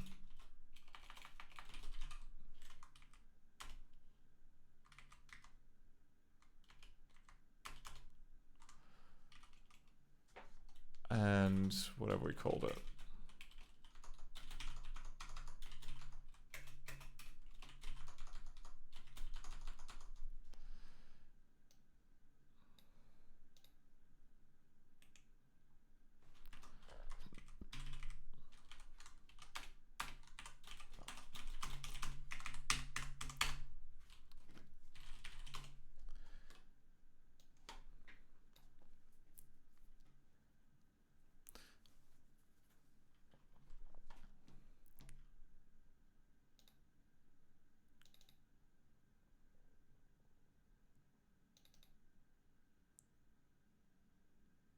We just want to run it off the CD like a scrub.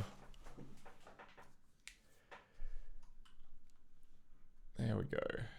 So this is what it should look like. And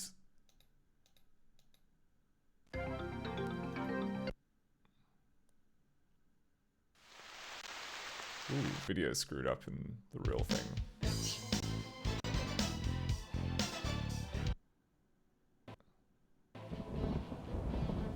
It's gonna try and play the cutscene, which you've seen.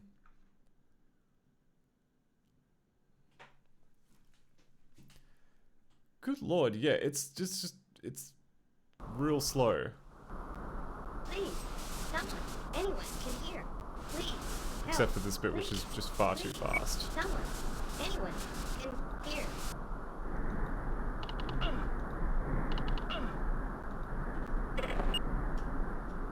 So if I put like Alt 2.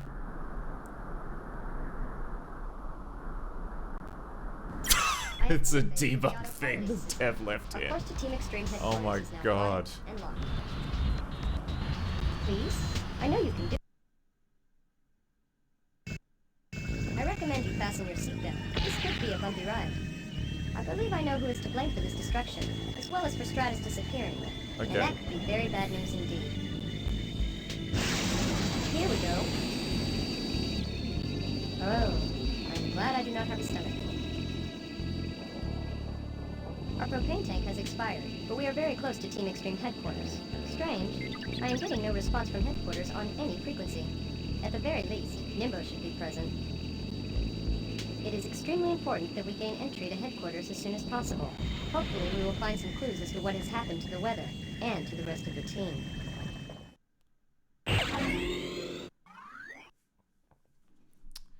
Right. Yeah, okay. So, yeah. It appears, yeah, enter search text is actually meant to be running in the background all the time, specifically so that you can have that cheat to just skip levels. So it should mean I should be able to skip back to level 1 if I go Alt 1. Oh yeah, okay, it just skips back to the screen.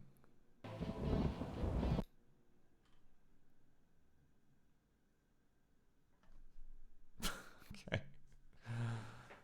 Wow, real... Didn't even try and hide it that particularly well. I guarantee you, some kid, if this was their only game, they would have found that out in the first 5 minutes. How about Alt 0? Does that do anything? Ha! Look, there we go. Like, Scene 0 is technically allowed, but because it's not actually, you know, it's not a real scene. Yeah, so their script, so even their debug feature has a typo in it because it really should be checking from 1 up. Please, someone, anyone can hear. Anyway, okay. Help, please. Enough nitpicking. Someone, anyone can hear. Please, help.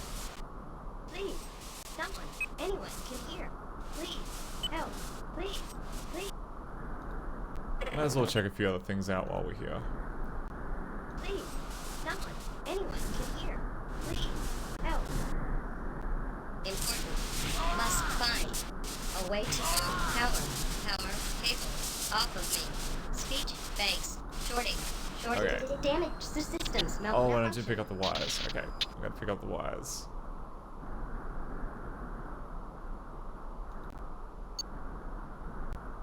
Then we can do the frustrating minigame.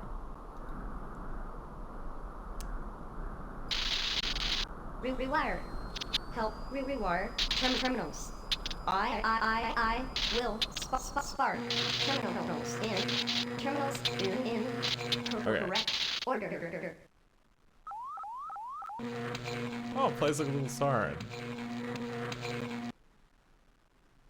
Okay. Not in the middle of a game. Okay, I'll just add that to my list of things which are wrong. During rewire minigame Text should flash when you screw up. Okay, and I forgot where we were.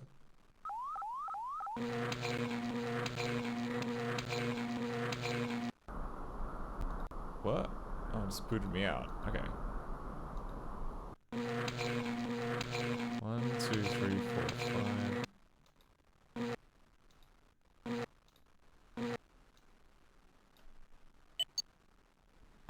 Oh.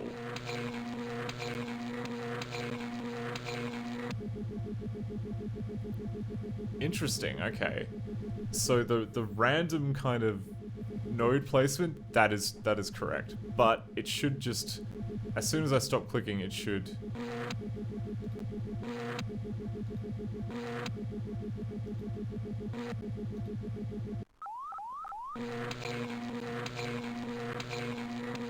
Also, the previous wire should disappear. Okay.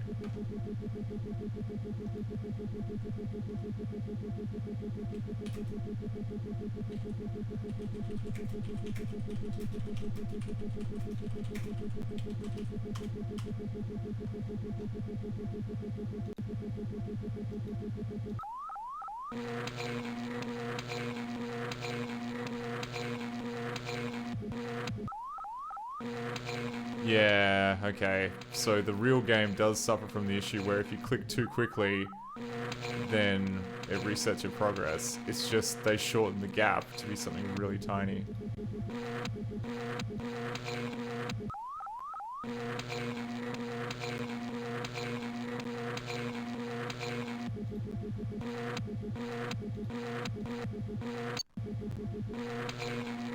That makes more sense.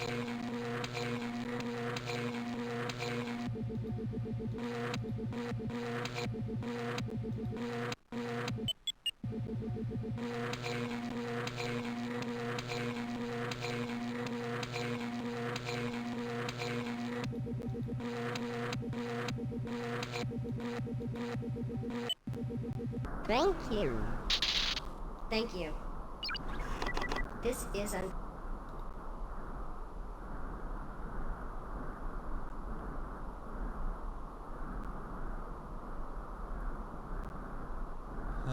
Alright.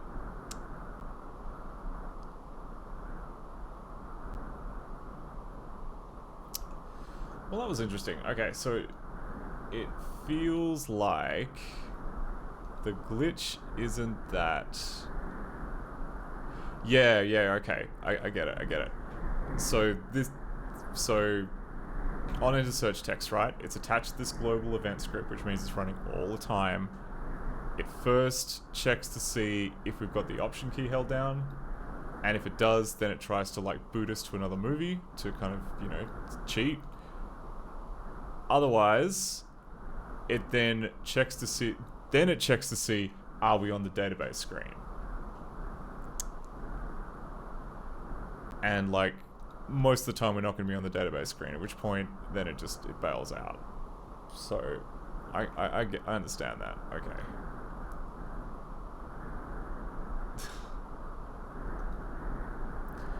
Actually, while we're here, I'm going to show off my favorite bit of this game so far. It's just so adorable. I may have showed this off on the previous stream, but if you open up the save game file, you get this cool message. Get out of here. Altering this file just might cause your hard drive to be reinitialized. Go hack somewhere else. Not responsible for anything that happens once you alter this file. Believe me, I'll know. Just play the game. So really kind of, we're really tempting the fates here by trying to hack things. The irony is, I don't think there's any actual information that's stored in this file. Like, all the information is stored in the txprefs text file. This is just storing which slot and what name it has.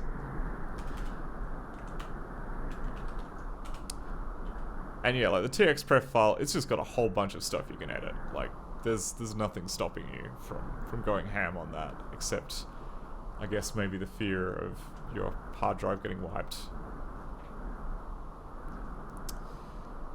But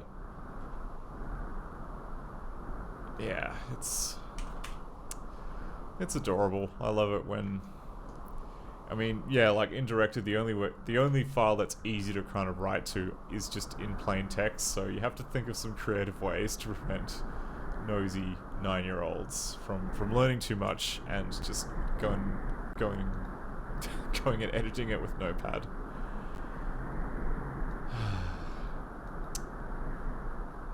Modern era. Okay, what are we gonna do? Gonna.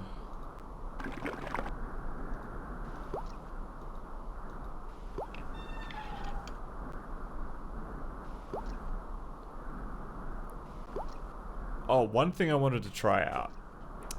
So here we are. We've got the cup of oil, we've got the sock, and we've got the wood. But if I save the game here under Windows, does it actually do anything? Will it save that progress?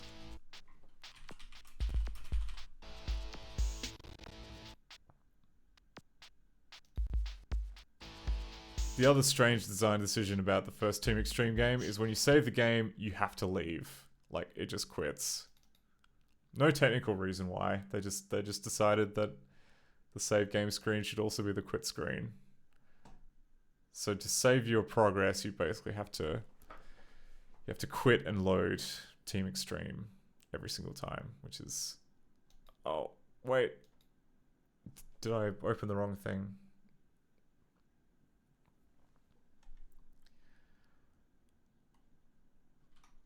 What is going on with my... Why is my computer just chugging like crazy?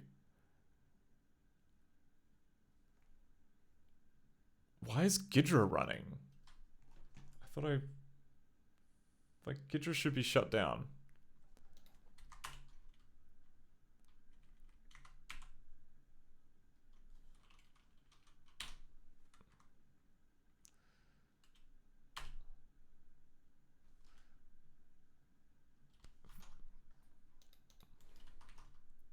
Oh, here we go. Oh, come on. That's not fair. That's not fair. You can't just load up the game and then suddenly decide, oh, now I'm ready.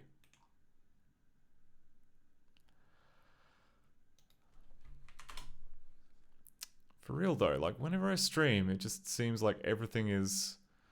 I mean, okay, OBS is taking up a little bit, Pipewire's taking up a little bit, Budgie's taking up a lot, but just everything seems to be just kind of chugging a bit more. I wonder if it's related to like accelerated graphics stuff, like I don't know, like the accelerated desktop recording. Oh, sweet mother, come on.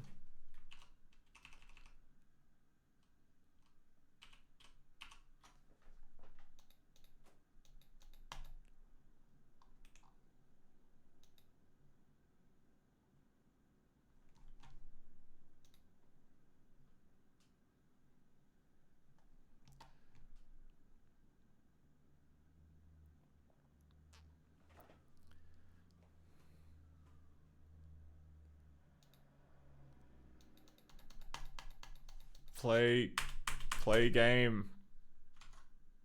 Come on. You were running the game literally a minute ago.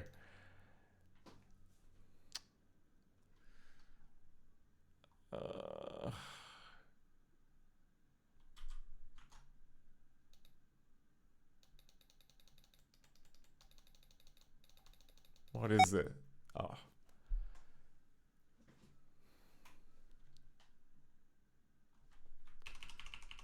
What if I increase it beyond 100%? Am I allowed to do that?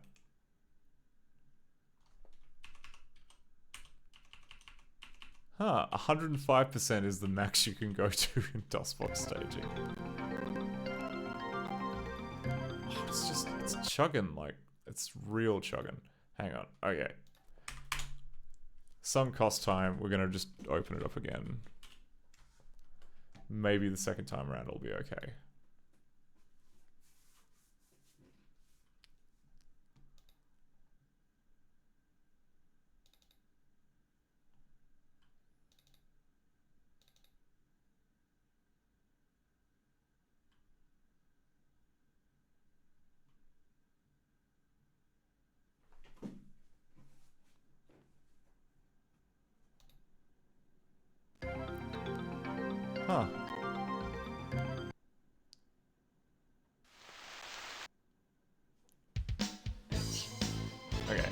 And if we load the game that we made all those years ago,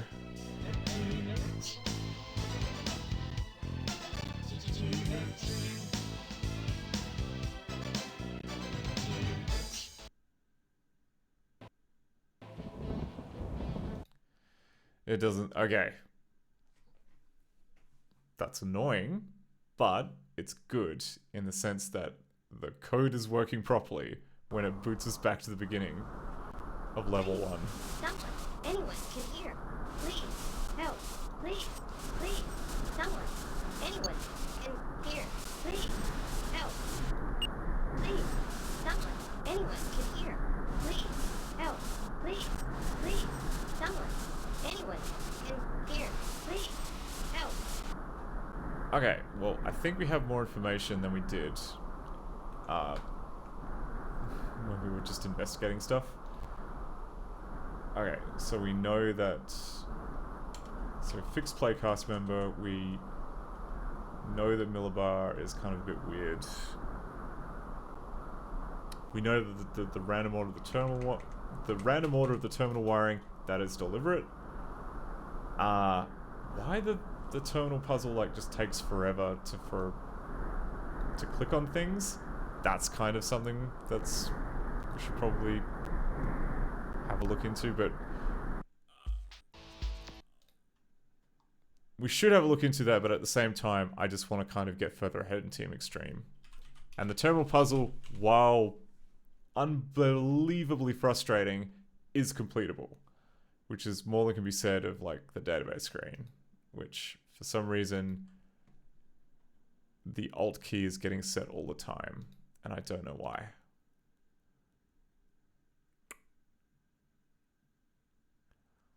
More than that though, like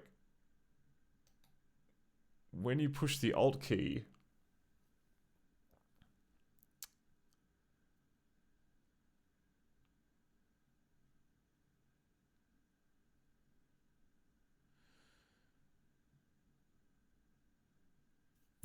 right. This might actually be...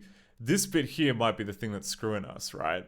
Because it's making it past here because it thinks that it's the same as 0, whereas apparently real director doesn't think that.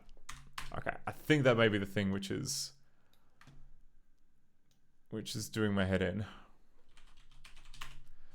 Because it should literally only be doing something if Alt is being held down and a number between 0 and 7 is being pushed on the keyboard. But it is crashing through even when just any key on the keyboard is being pushed.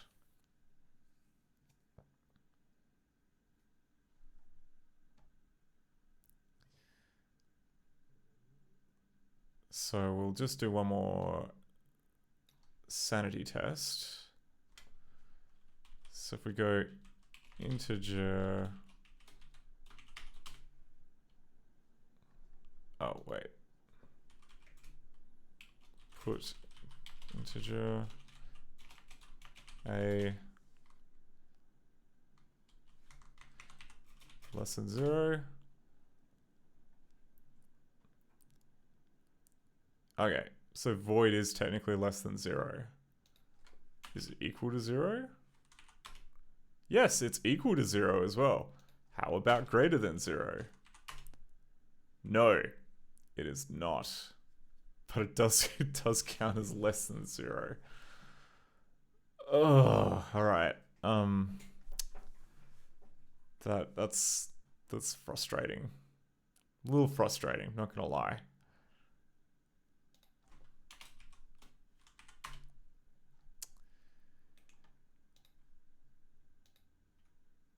Okay, okay, so we know one of the causes of our problems.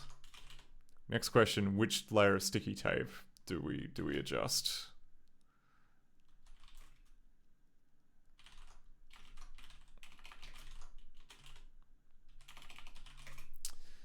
This is probably going to be in compare to, yeah.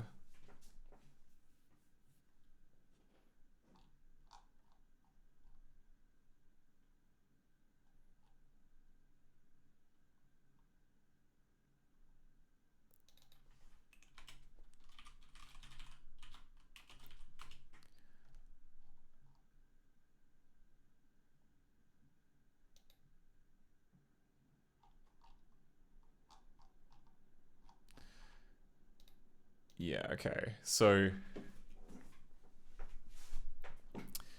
we have equal to, which basically just checks to see if we can align void to an int, which we can.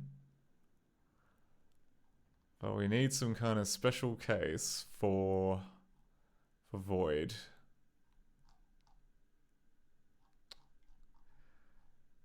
And oh man, I am...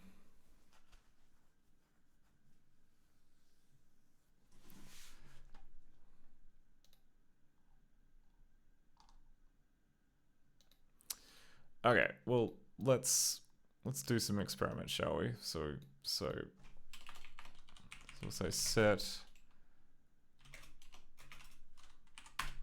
So we've got that. So put AX as void. So now we've got a void type.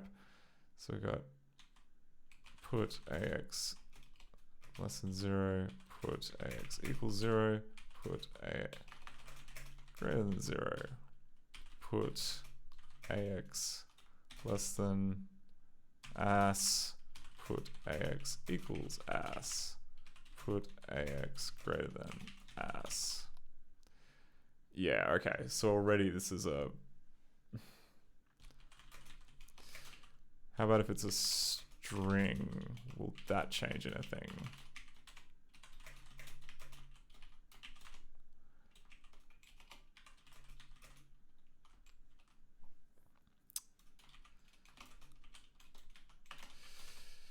Yeah, void is a real weird one, alright. So put AX less than 1, 2, 3.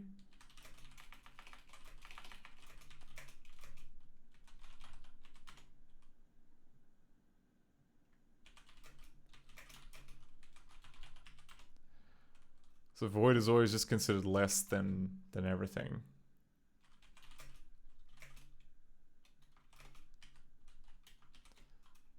So I'll just do the last basic type. Yeah. Nope, didn't mean to do that. I meant, yeah, okay.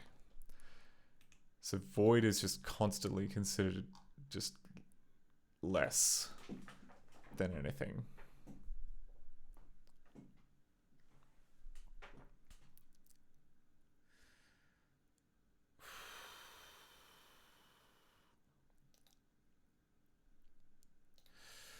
What about void versus void? Put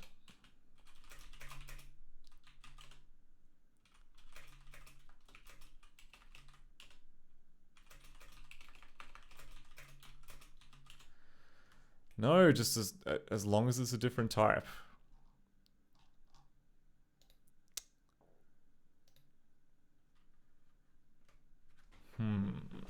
I see, okay.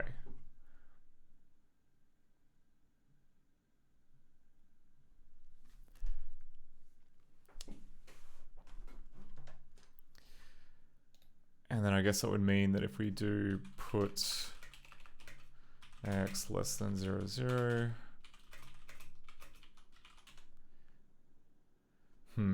Doesn't equal float 0.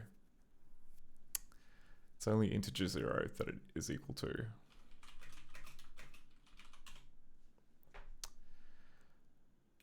How about that? Okay.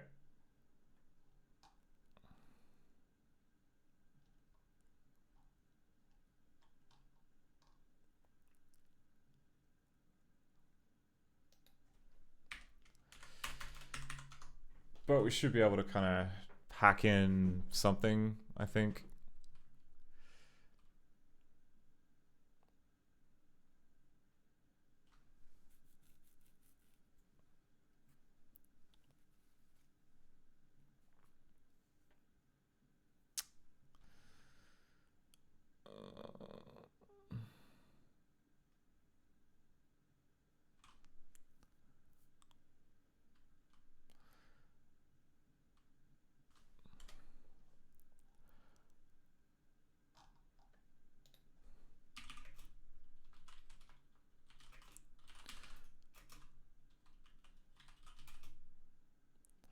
Okay,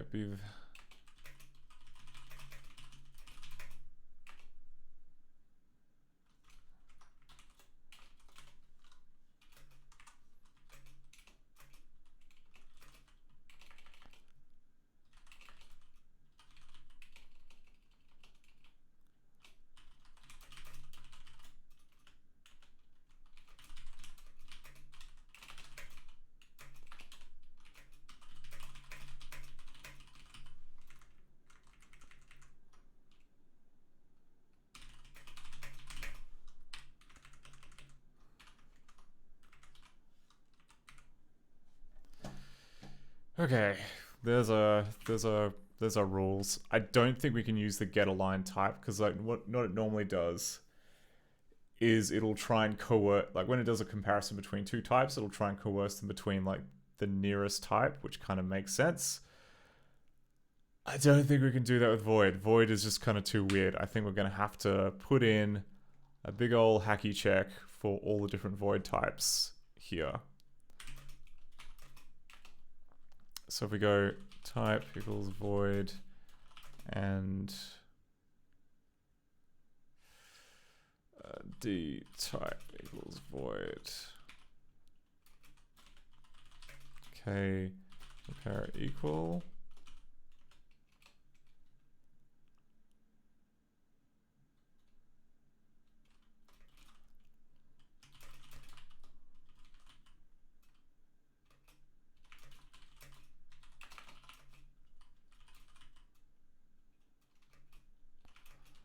Int.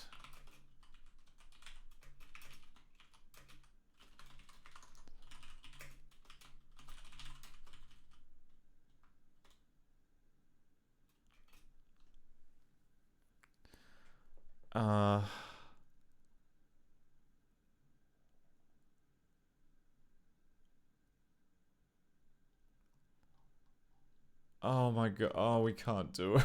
We can't do it because we don't have a way of representing that, yes, it's going to be equal to both. Freak me sideways. Okay. That's kind of a problem.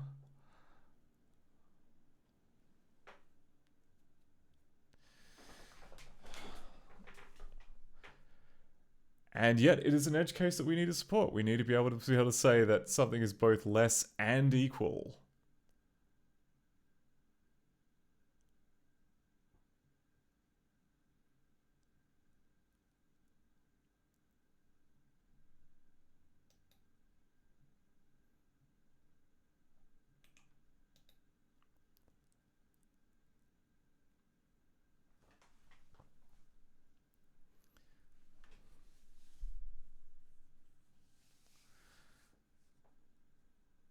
I'm not sure how we're going to do it, though. I'm not sure how we're going to do it. Oh, God. All right.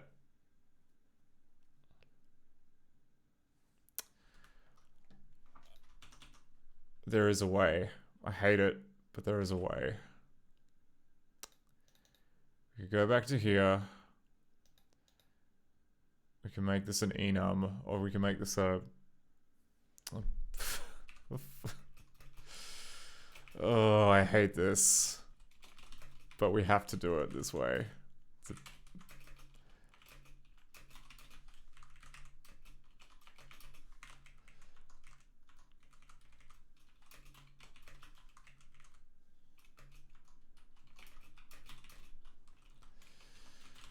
Oh, this feels gross. This feels so gross.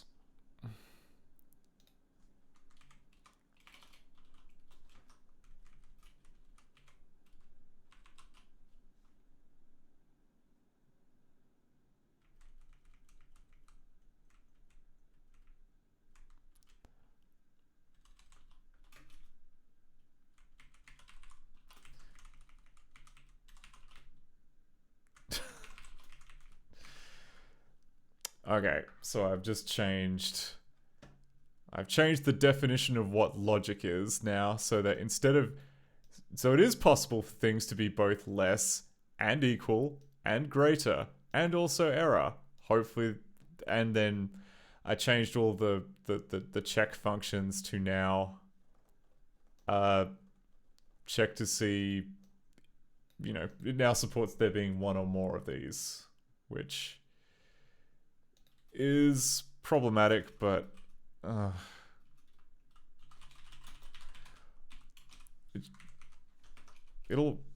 think it'll work. Cannot initialize return object of type compare result with an R value of type int. Oh, come on.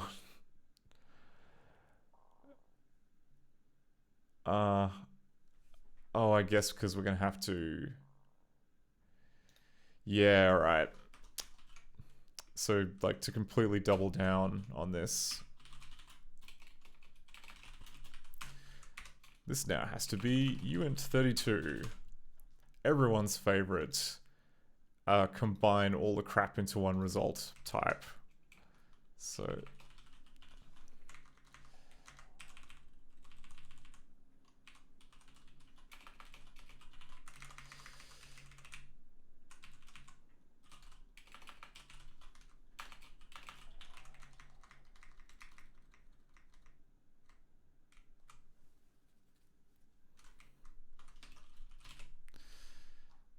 Okay.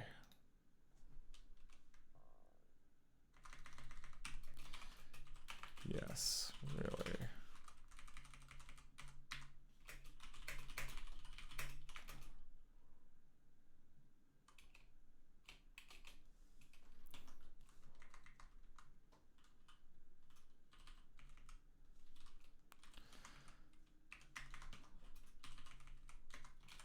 We'll just list all the type. We'll just list all the cases here.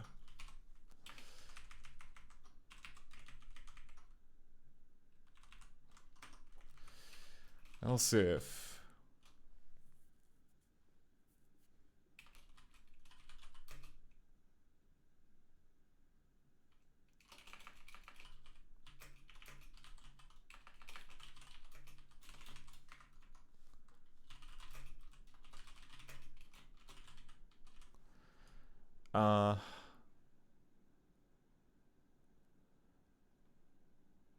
yeah, okay. So the local type would be, if the local type is void, it'll be compare less, else if type equal, or D type equals void,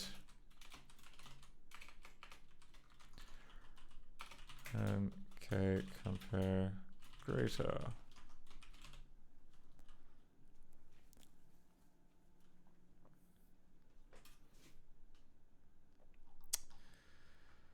Oh, that felt really, really filthy to write.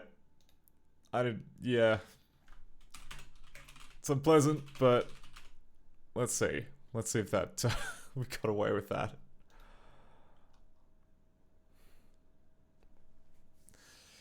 Yeah, like, I mean, I'm not sure how we would have changed the coercion function to deal with that. Maybe, oh, no, we wouldn't have been able to deal with, like, both less than and equal. So that really is the case, isn't it? It's just less than and equal is... Oh my word, yeah it is. It just is.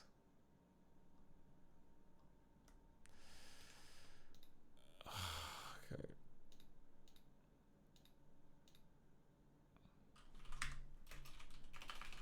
Faster, please.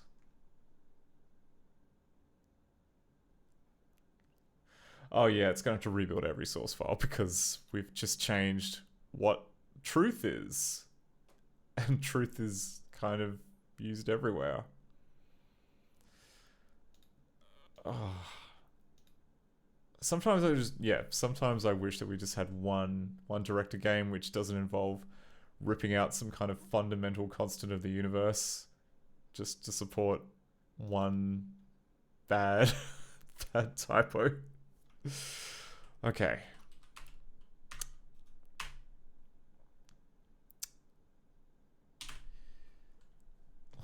Let's see if this does it.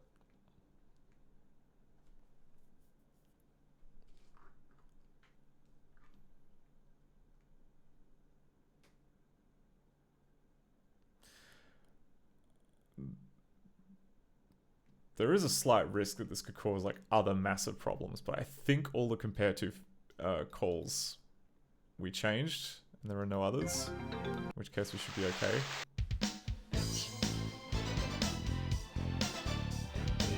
New game. Please, someone, anyone.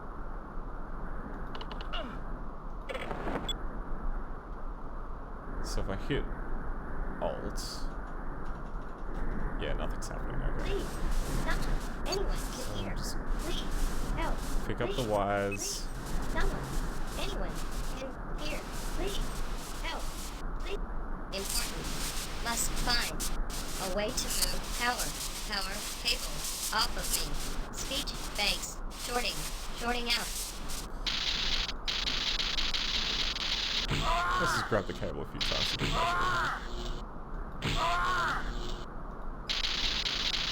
Damage the systems. Malfunction. Please rewire terminals.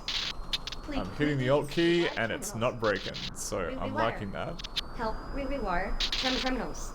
I will spark terminals in correct order.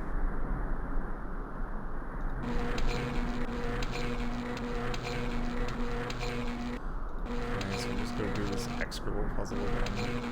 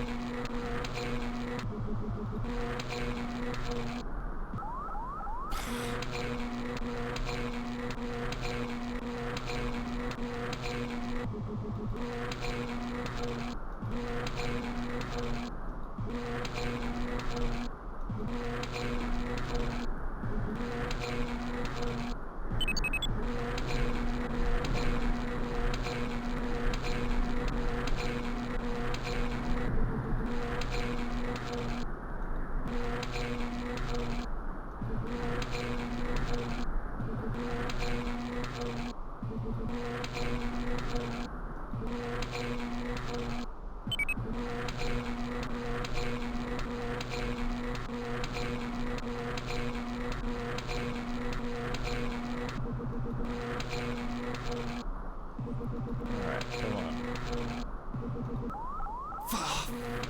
Come on.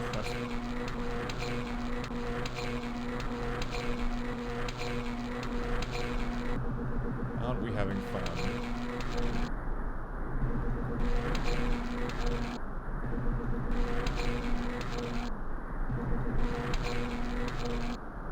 Yep, learning so much about the environment. Clicking on terminals. Thank Thank you. God, alright. Thank you. Okay, don't need to hear you whinging. We need to go back here. We need to pick up the styrofoam cup.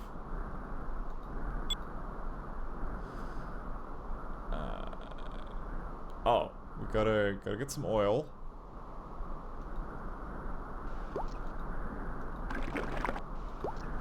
Then we gotta cantilever open the canopy. Loot the glove box.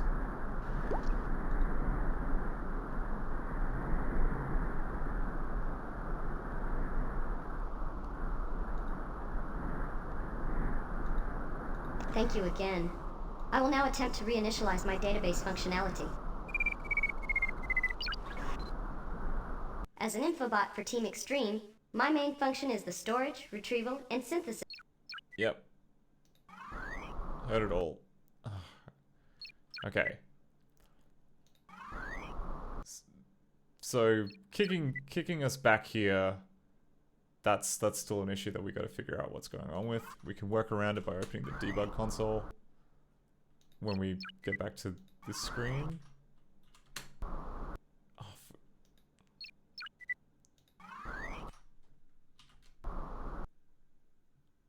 come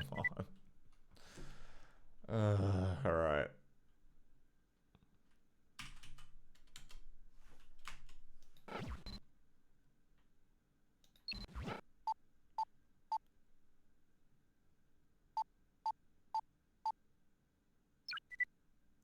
Sundial.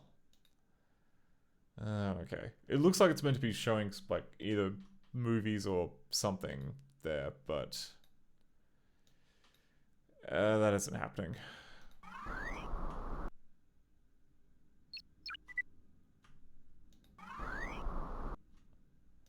How do we get past this before? It's like switching to here, then just kind of waiting for a little bit for, and then no, it still kicks us back.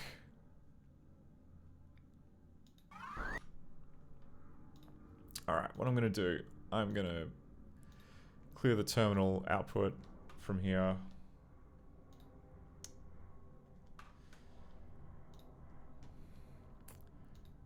Gonna run it. Okay. So by that stage, it's kicked us back to the what's it?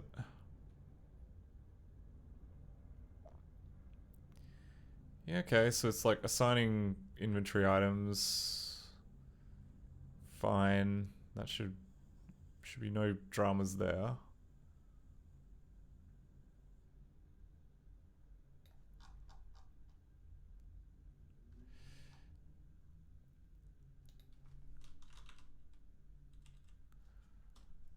Go database.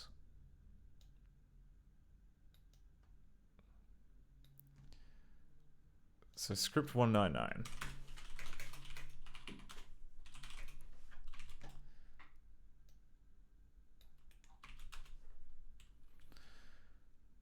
Okay, simple enough. On exit frame, go database.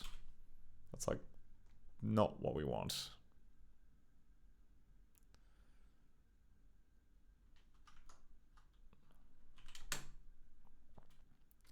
$263. Frame 105. I'm just going to check to see like what scripts we've got assigned to this frame, which is apparently the troublemaking one. Oh my god, okay. So we get kicked back to frame 105, which has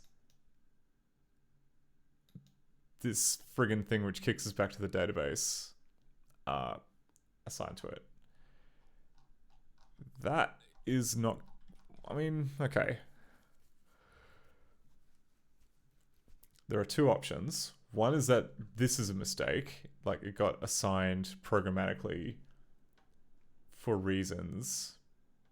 I don't think that's the case though. I think that if it shows up like this, then it means it must be part of the score, which I don't think you can change. So then the other question is why are we being kicked back to frame 105?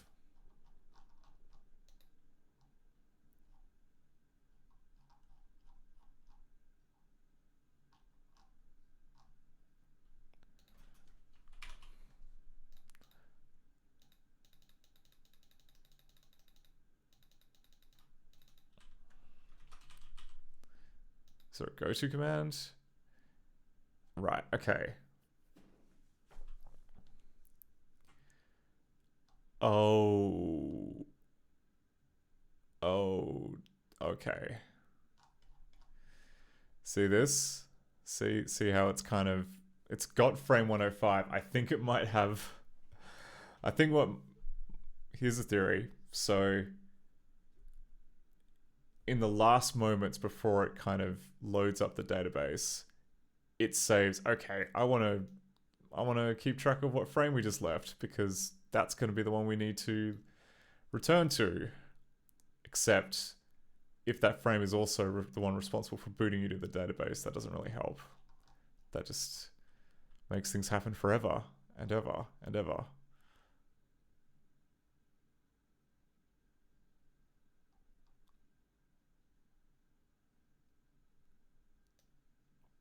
So what's it doing? It's getting global push all sprite props.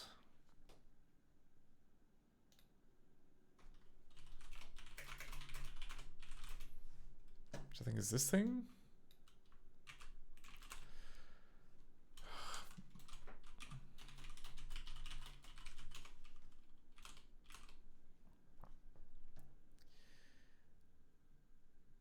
Yeah, okay. So before moving to the database, it'll take what sprites are there, where are they? Yep, and it does it for all, okay, it does it for all 24 sprite channels in Director. There's technically 48, but we only use the first 24. And then it'll add the number of the current frame. And then in reverse, it'll take that number and go back to it. Except this, yeah. This frame number is not the one that we want. It's off by a bit.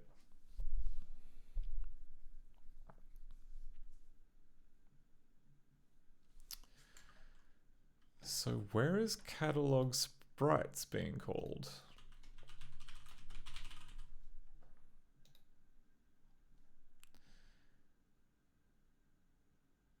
Yeah, right. So it gets called by the Go database.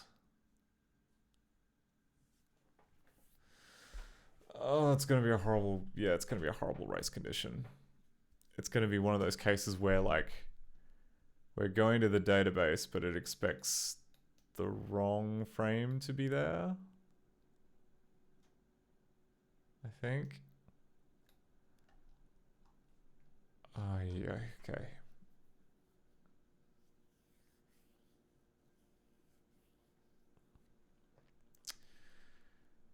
Oof, alright,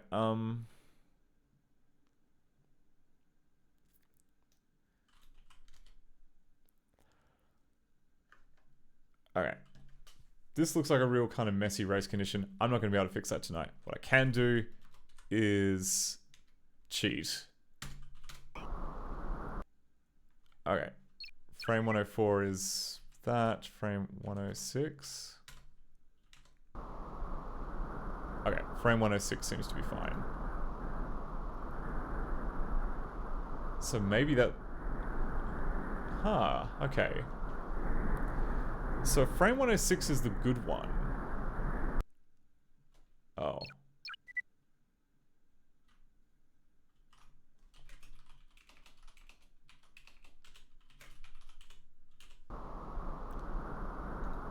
Maybe...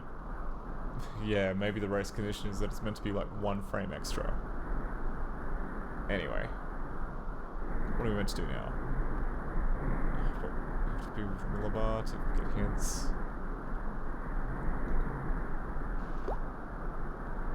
There's also garbage left on the screen because I didn't do it properly.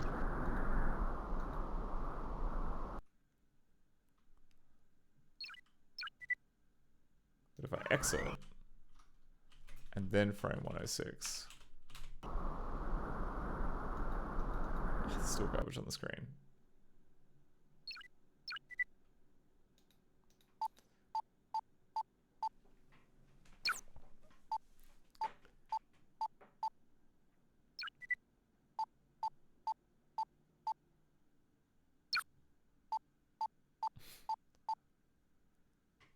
This database is majestically slow.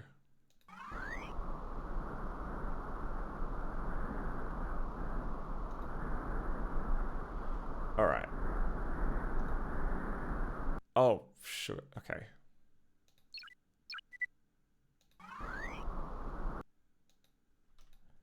Why didn't it let me out that time?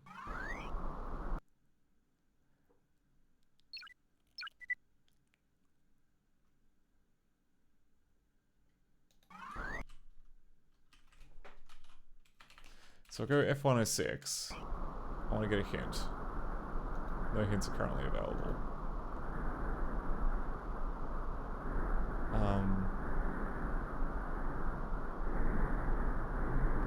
Bugger, alright.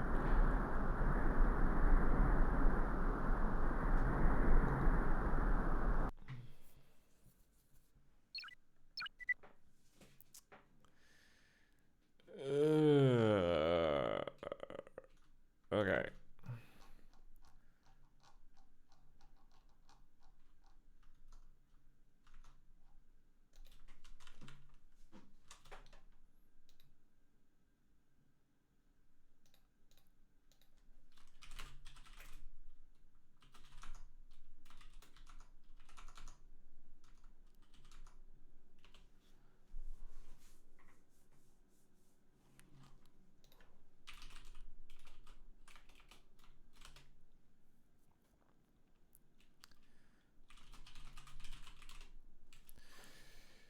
Yeah, alright. So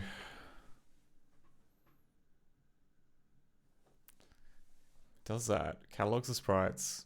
Then it goes to the database.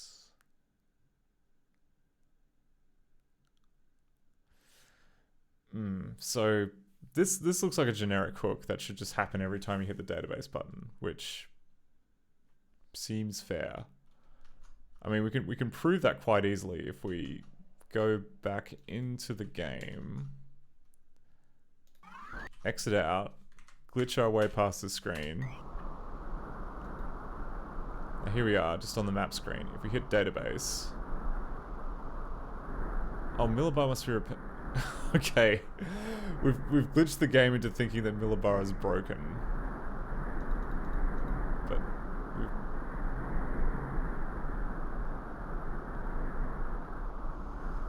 all right. God damn it! All right.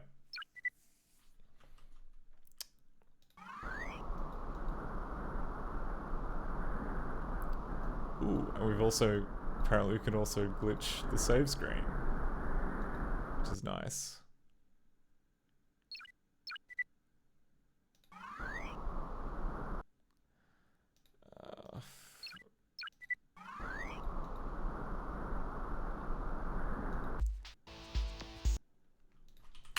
All right, let's start over. Start over with a clean everything. Oh, that means I have to do the wire puzzle again. Unless, maybe I can just skip the wire puzzle. Using the timeline.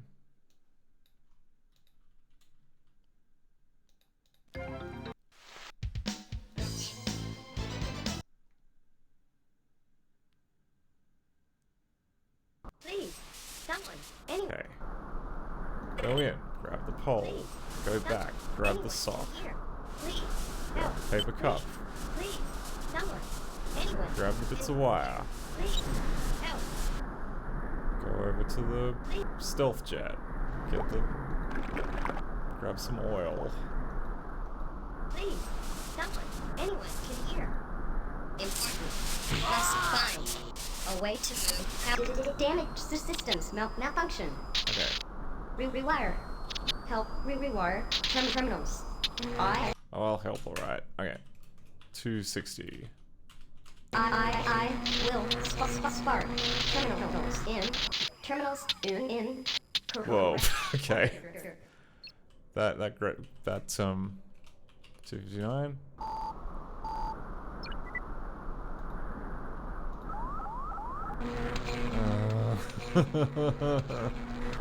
Okay. Wait a second. If these devs put in like a big skip the level thing for that, maybe they made a backdoor to skip the circuit puzzle. It's not impossible. They might have done it.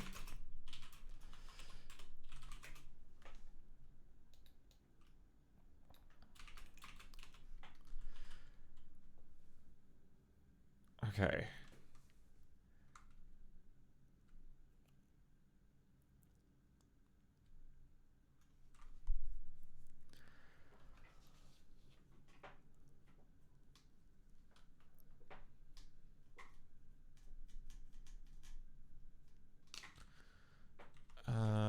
Mr. Step, Mr. Step.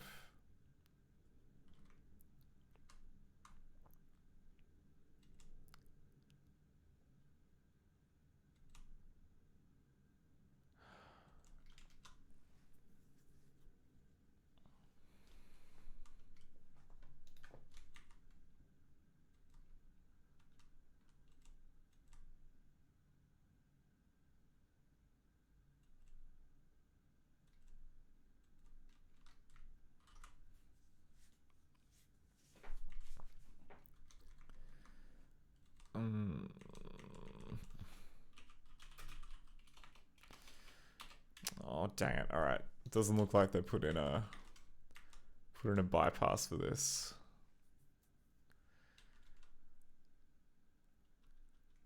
Kind of annoying, kind of sad, kind of. Oof. I mean, we skipped so much stuff before, and like now it's just really hard. Hard to skip anything. We're gonna have to do the puzzle, aren't we? Oh my god.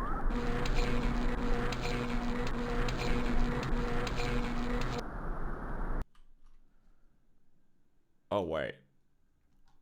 Unless...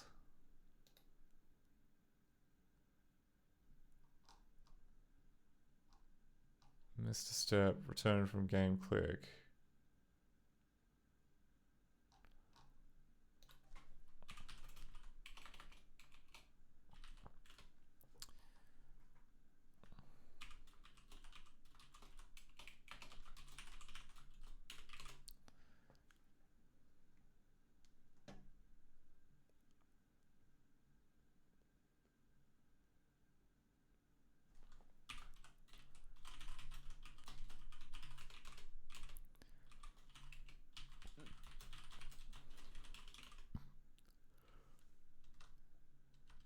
Come on, there must be a way to fix the game.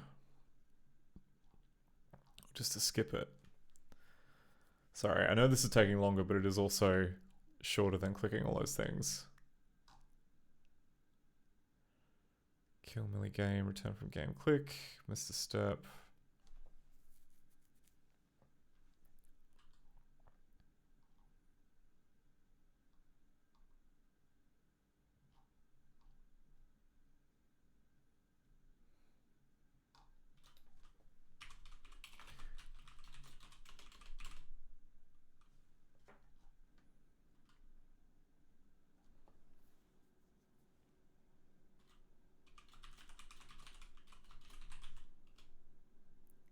Oh.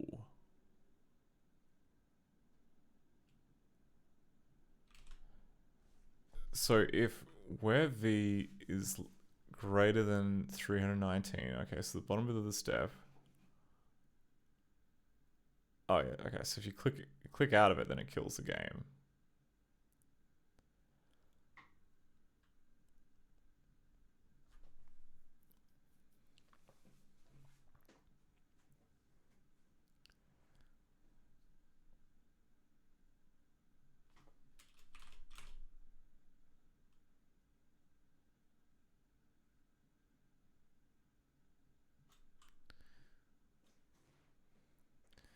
Then remove item in hand.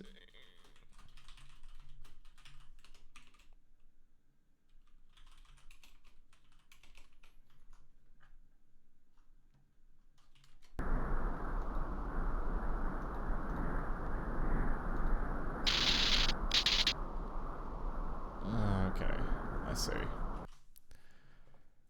I really wish I made it easier to just...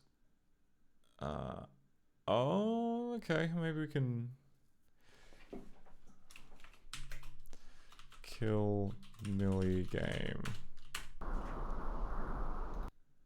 Okay.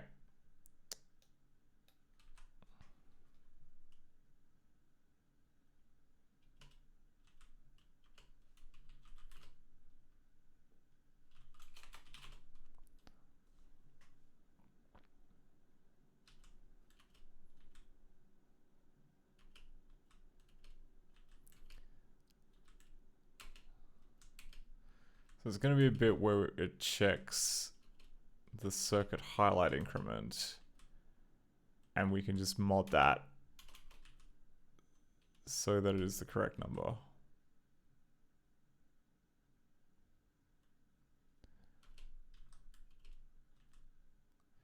Yeah, setting game on to 0, pull back, circuit highlight increment.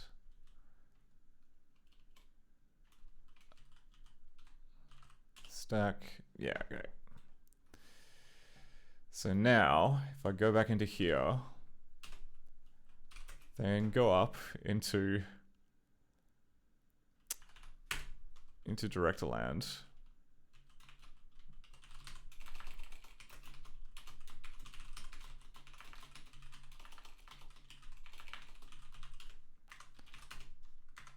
And then change this to be 1. To be 4, sorry.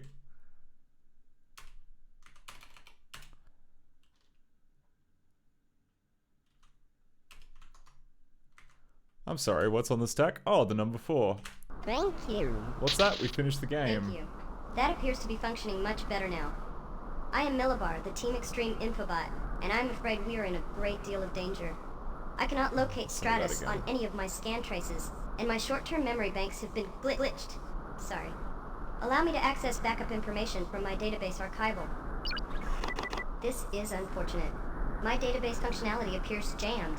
Unless some way can be found to unjam it, my usefulness is severely limited. If you can find some way to help, I can retrieve the coordinates for Team Xtreme headquarters and explain further. Alright, have some Thank oil. you again. I will now attempt to reinitialize my database functionality. As an infobot for Team Xtreme, my main function is the storage, retrieval, and synthesis of information. It is exciting and rewarding work, and it is what every young infobot dreams of. Team Xtreme assignments are often very risky and require both knowledge and chutzpah. My thesaurus banks seem to be scrambled also. Oh well. My global macro is to provide you with the information necessary to deal with any problem. You may access either my linear database functions or my context-sensitive help functions. Most of my database archives have been scrambled, but I've been able to collate some background information for your update. Okay. So now, if I quit, do I get back in the loop? Yeah, alright, I get back in the loop.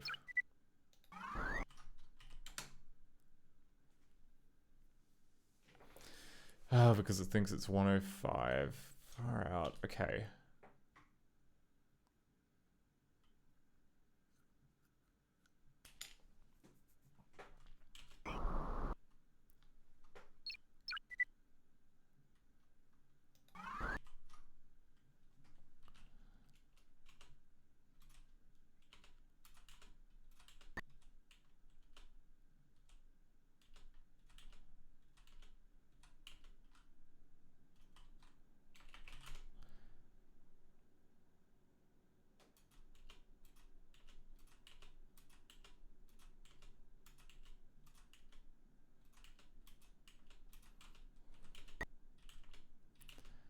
Yeah, right, so it's pushing, yeah, it's drawing the inventory, which is also glitchy, but that's, okay. Fin. And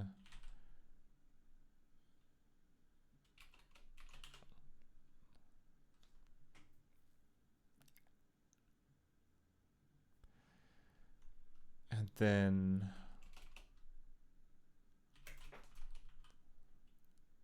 very tempted to just do F106 here.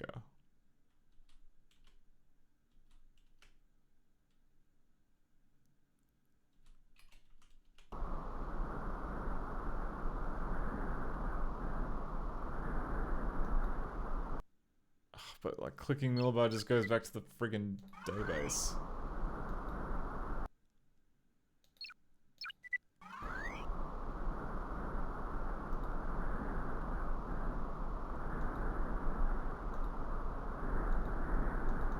No hints are currently available.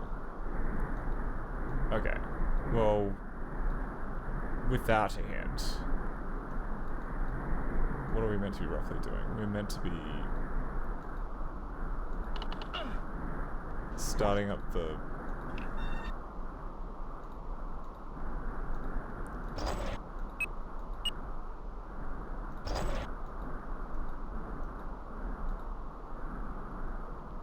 storm runners out of fuel.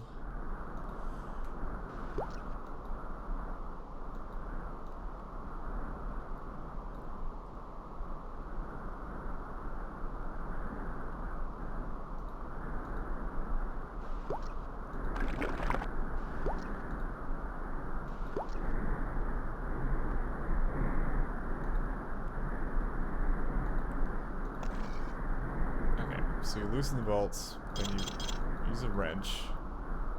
I think you're meant to use the fuel hose on that.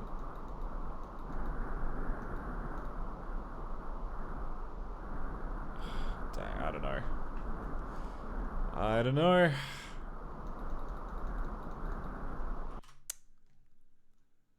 Oh, man, alright.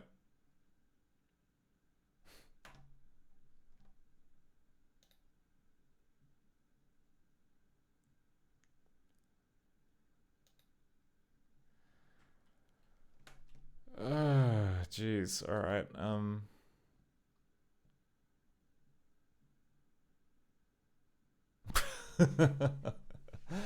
Alright, let me level with you. I was expecting to get a little bit further. I mean, it looked a little glitchy. I didn't kind of quite anticipate it to be just sort of this broken. Alright, well, okay. Let's say we've hit a wall. We've hit a wall of level 1. We know roughly what you're meant to do. Why don't we just use the cheat code that was so gracefully left behind and go to level 2? I have interfaced with the auto.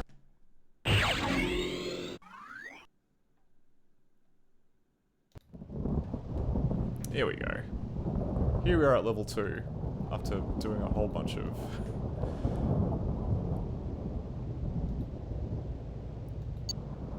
okay.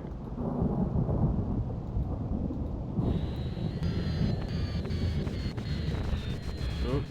It's out of fuel. Do we get it? Interesting, okay, so no hits are available.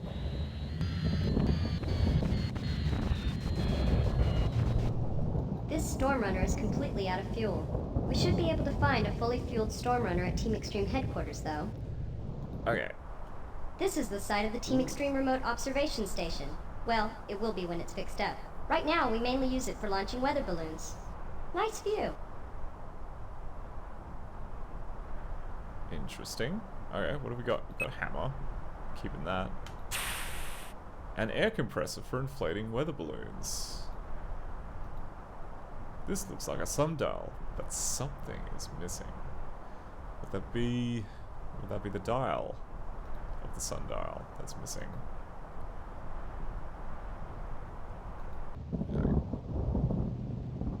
Alright, well,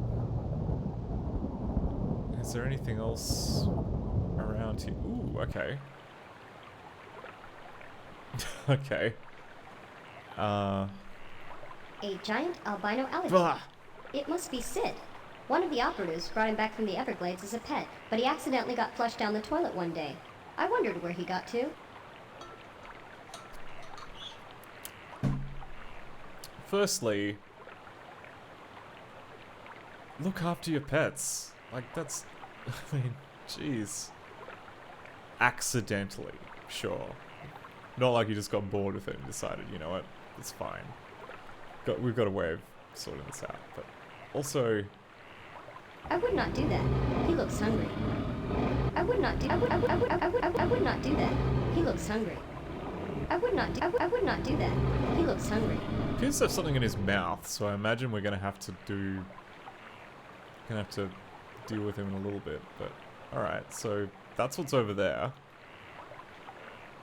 Oh, what do we got here? Like this. Ooh, place some swim trunks in the inventory. I don't think they're his color. I would not do that. Don't make him angry. You wouldn't like him when he's angry. Okay. Steady on. I would not do that. He looks hungry. Just beat the alligator stick. There's some nice sound effects in this game. I love the sound design so far. Alright. Not making any progress there. Woods, we've been there. I guess we can go in the building. No entry allowed. The security robot apparently does not recognize us without Stratus, and there's no telling where Nimbo is. We will have to find some way to disable that bot before we can enter headquarters. You must disable the security bot. I'm trying to hit it with this stick. Got a rock? Oh, jeez.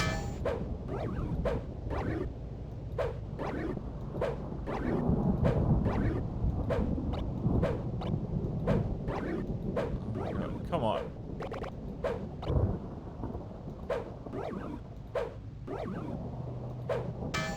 There we go.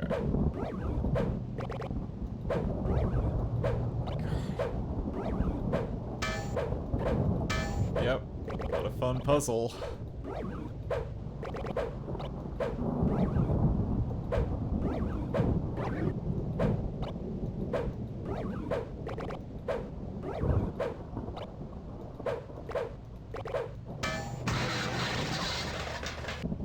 Jeez. Okay. Place a jagged shard of metal in your inventory. And look what's under the welcome mat. A security card. Wow. Bad OPSEC, guys. Real bad OPSEC.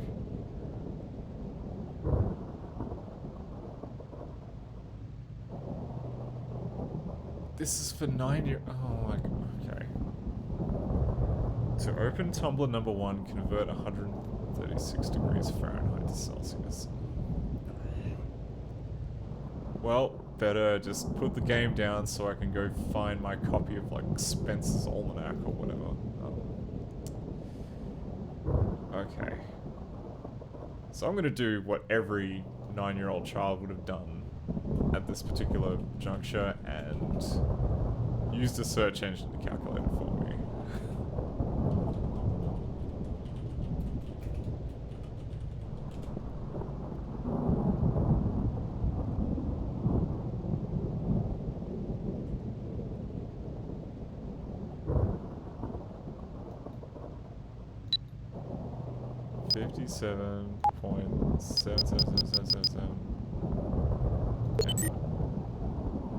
Okay, good. It does float rounding properly.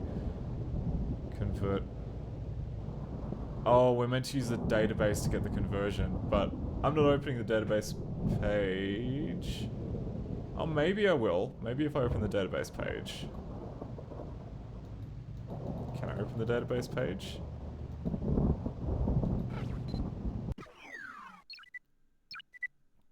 I'm just thinking maybe it'll be fine here because it's not a cutscene which opens the database, which is going to cause issue. So, where's temperature?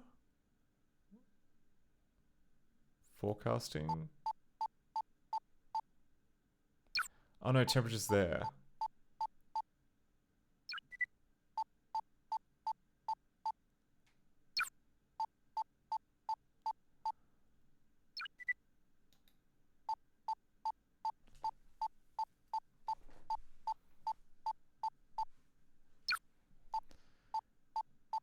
Conversion, please.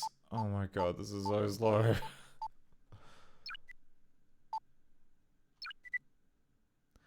When you want to convert degrees Fahrenheit to degrees Celsius, subtract 32 degrees and divide by 1.8.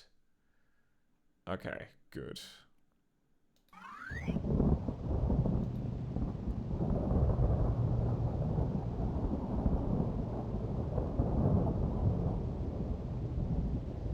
So I think it's 43 times 1.8 plus 32.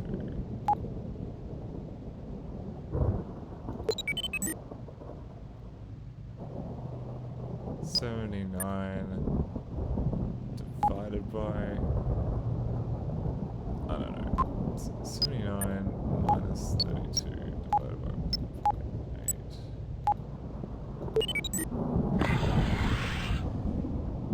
There we go. Okay, to the game's credit, it does tell you how to solve the puzzle. You don't have to go find your copy of, your school's copy of Encyclopedia Britannica or anything. The elevator requires a security card. Stratus always left a spare around somewhere, in case Nimbo locked himself out.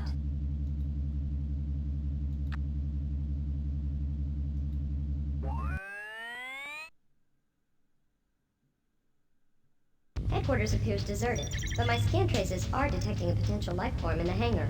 We should take a look, just in case. Stay alert, though.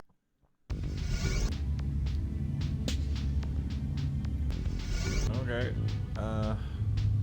so the place looks kind of deserted. Ooh, what have we got here? A can of Super Freeze It. Yeah, the I think the inventory has got the same issue that Hellcab has, which is that items in the inventory are kind of rendered like in a strobing pattern, and then they just assume that like update stage doesn't update the dirty racks.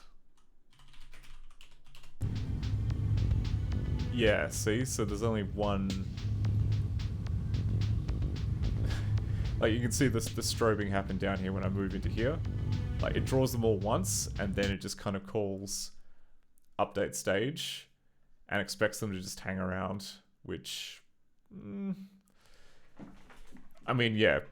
So, clearly something we have to support, and something I'll have to think about how we kind of properly deal with. I assume it's just that we'll need to make a special mode where update stage doesn't add... what's it called?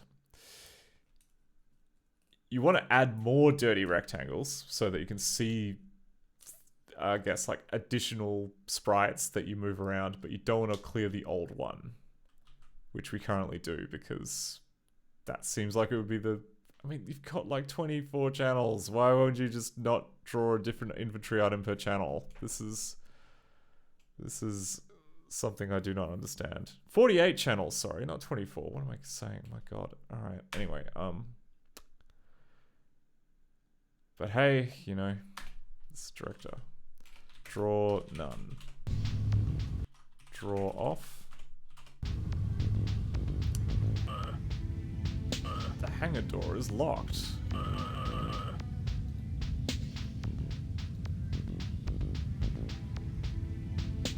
Can I use a hammer? It scratches the paint but doesn't do much otherwise. Piece of metal. You try the jimmy the lock, but it does not seem to work. Okay, so we have our puzzle, which is... ooh, can a super freeze it? Yep, the lock ices over, and then I think we just use the hammer. Oh, no, don't use the hammer. Piece of metal.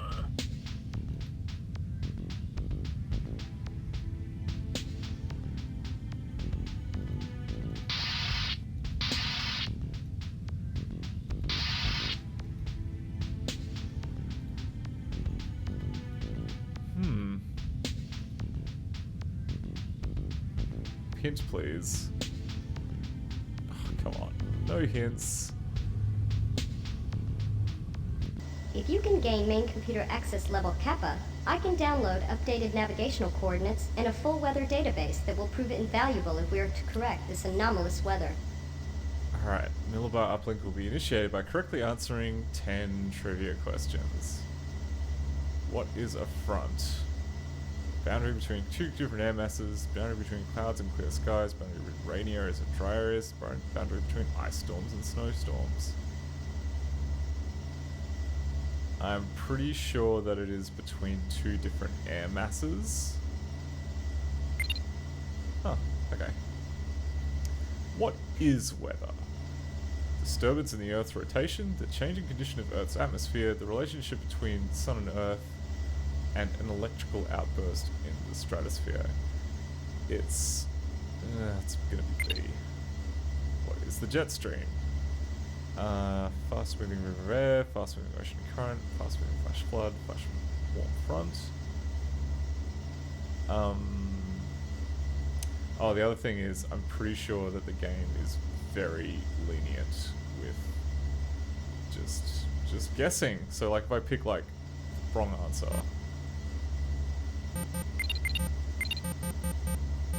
you just keep clicking the same answer, or keep clicking the same slot, and it will just power on through.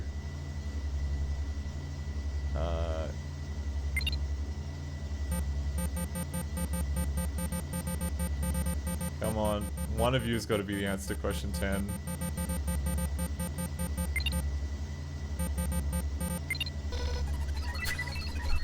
Well, we learnt a lot. Weather database has been restored and verified from the backup image. Database online. Nav coordinates downloaded and verified. We are locked and loaded. Okay.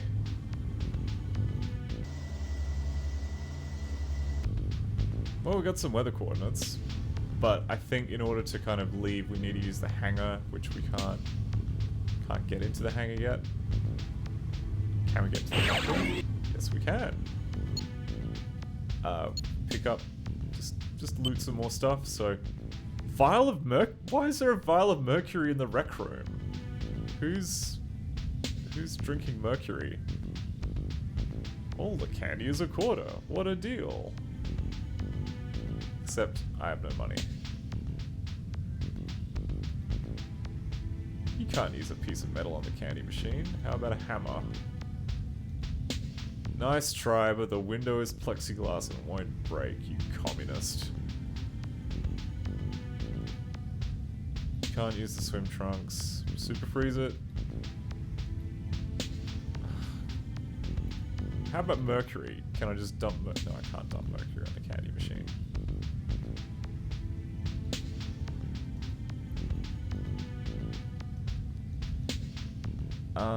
Okay.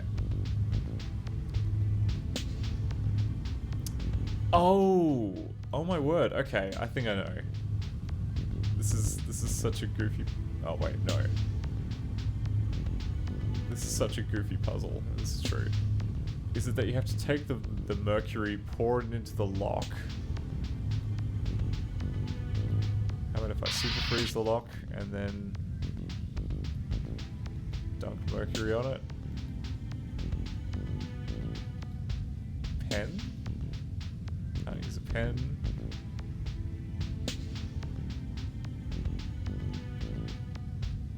How about a roll of paper?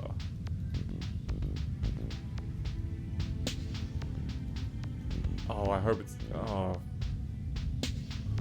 Having paper and a pencil... Is it going to be that puzzle? Is it going to be the one where you have to, like, push the key out and... This is a time lock safe. To unlock it, we will need to enter the current time. The current time, huh?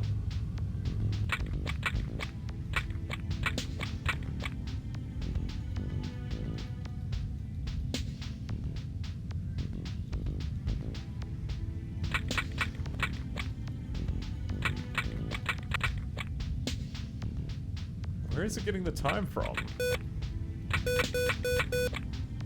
This is a time lock safe. To unlock it, we will need to enter the current time.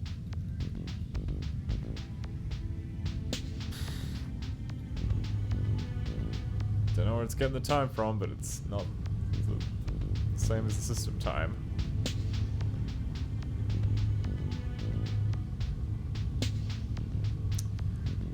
Right, okay, so... There might be a cutscene triggered by that. I'm not sure. Hint, please. No hints.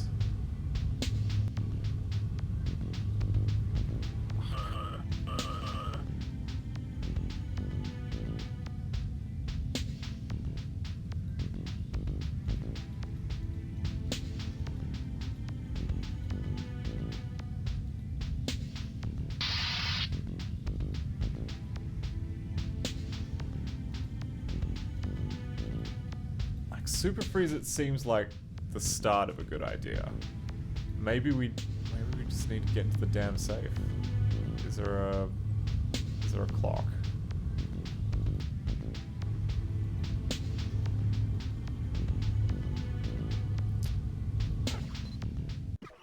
Does the database tell us what time it is?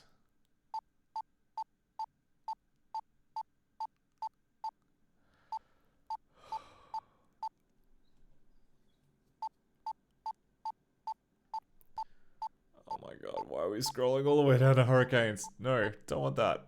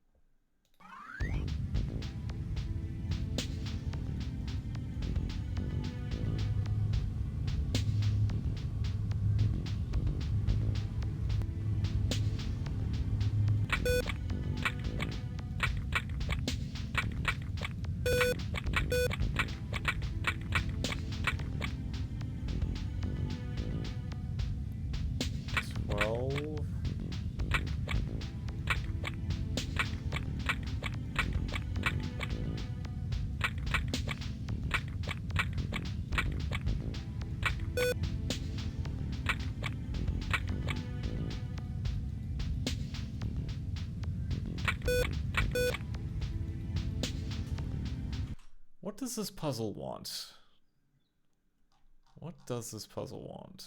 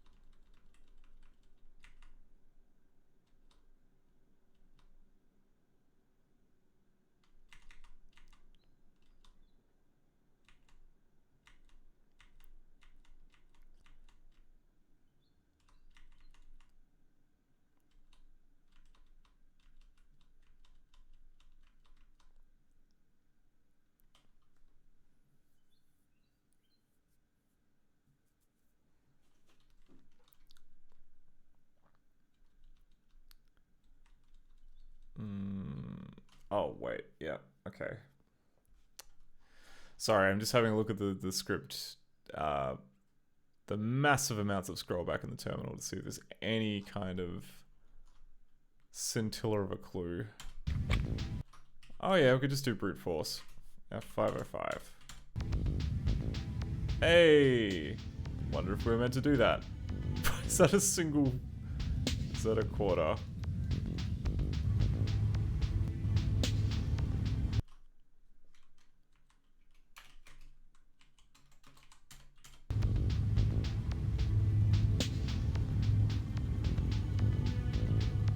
Except I can't pick it up.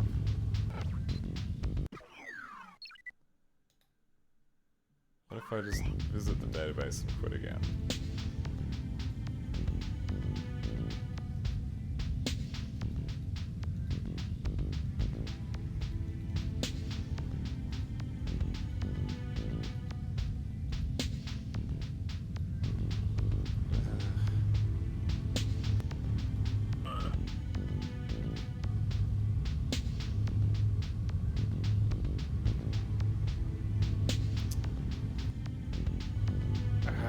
Alright.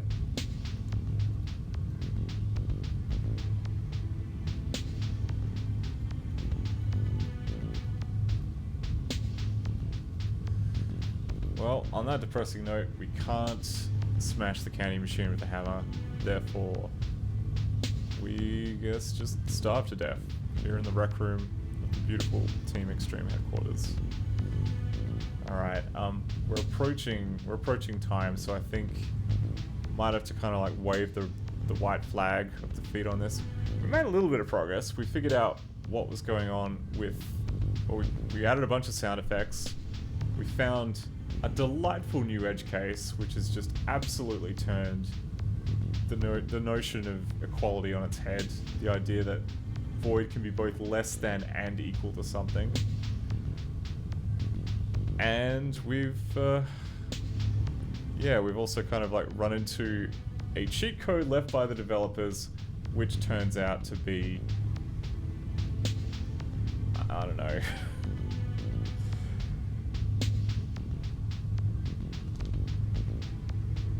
Quite painful in retrospect.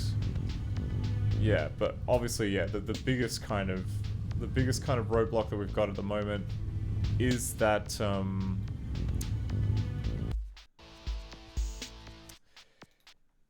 that first scene where you view the database and then it just kind of, the cutscene views the database and then it kicks you straight back.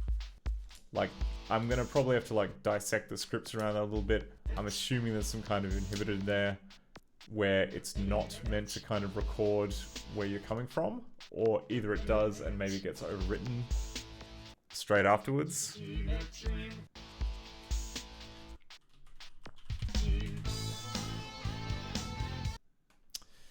Yeah, but I think that might be all for tonight with Team Xtreme. Oh, jeez. Just a nice, easy game I'd like. Just this once. One which doesn't involve having to kind of rewrite the rules of the universe. But not tonight.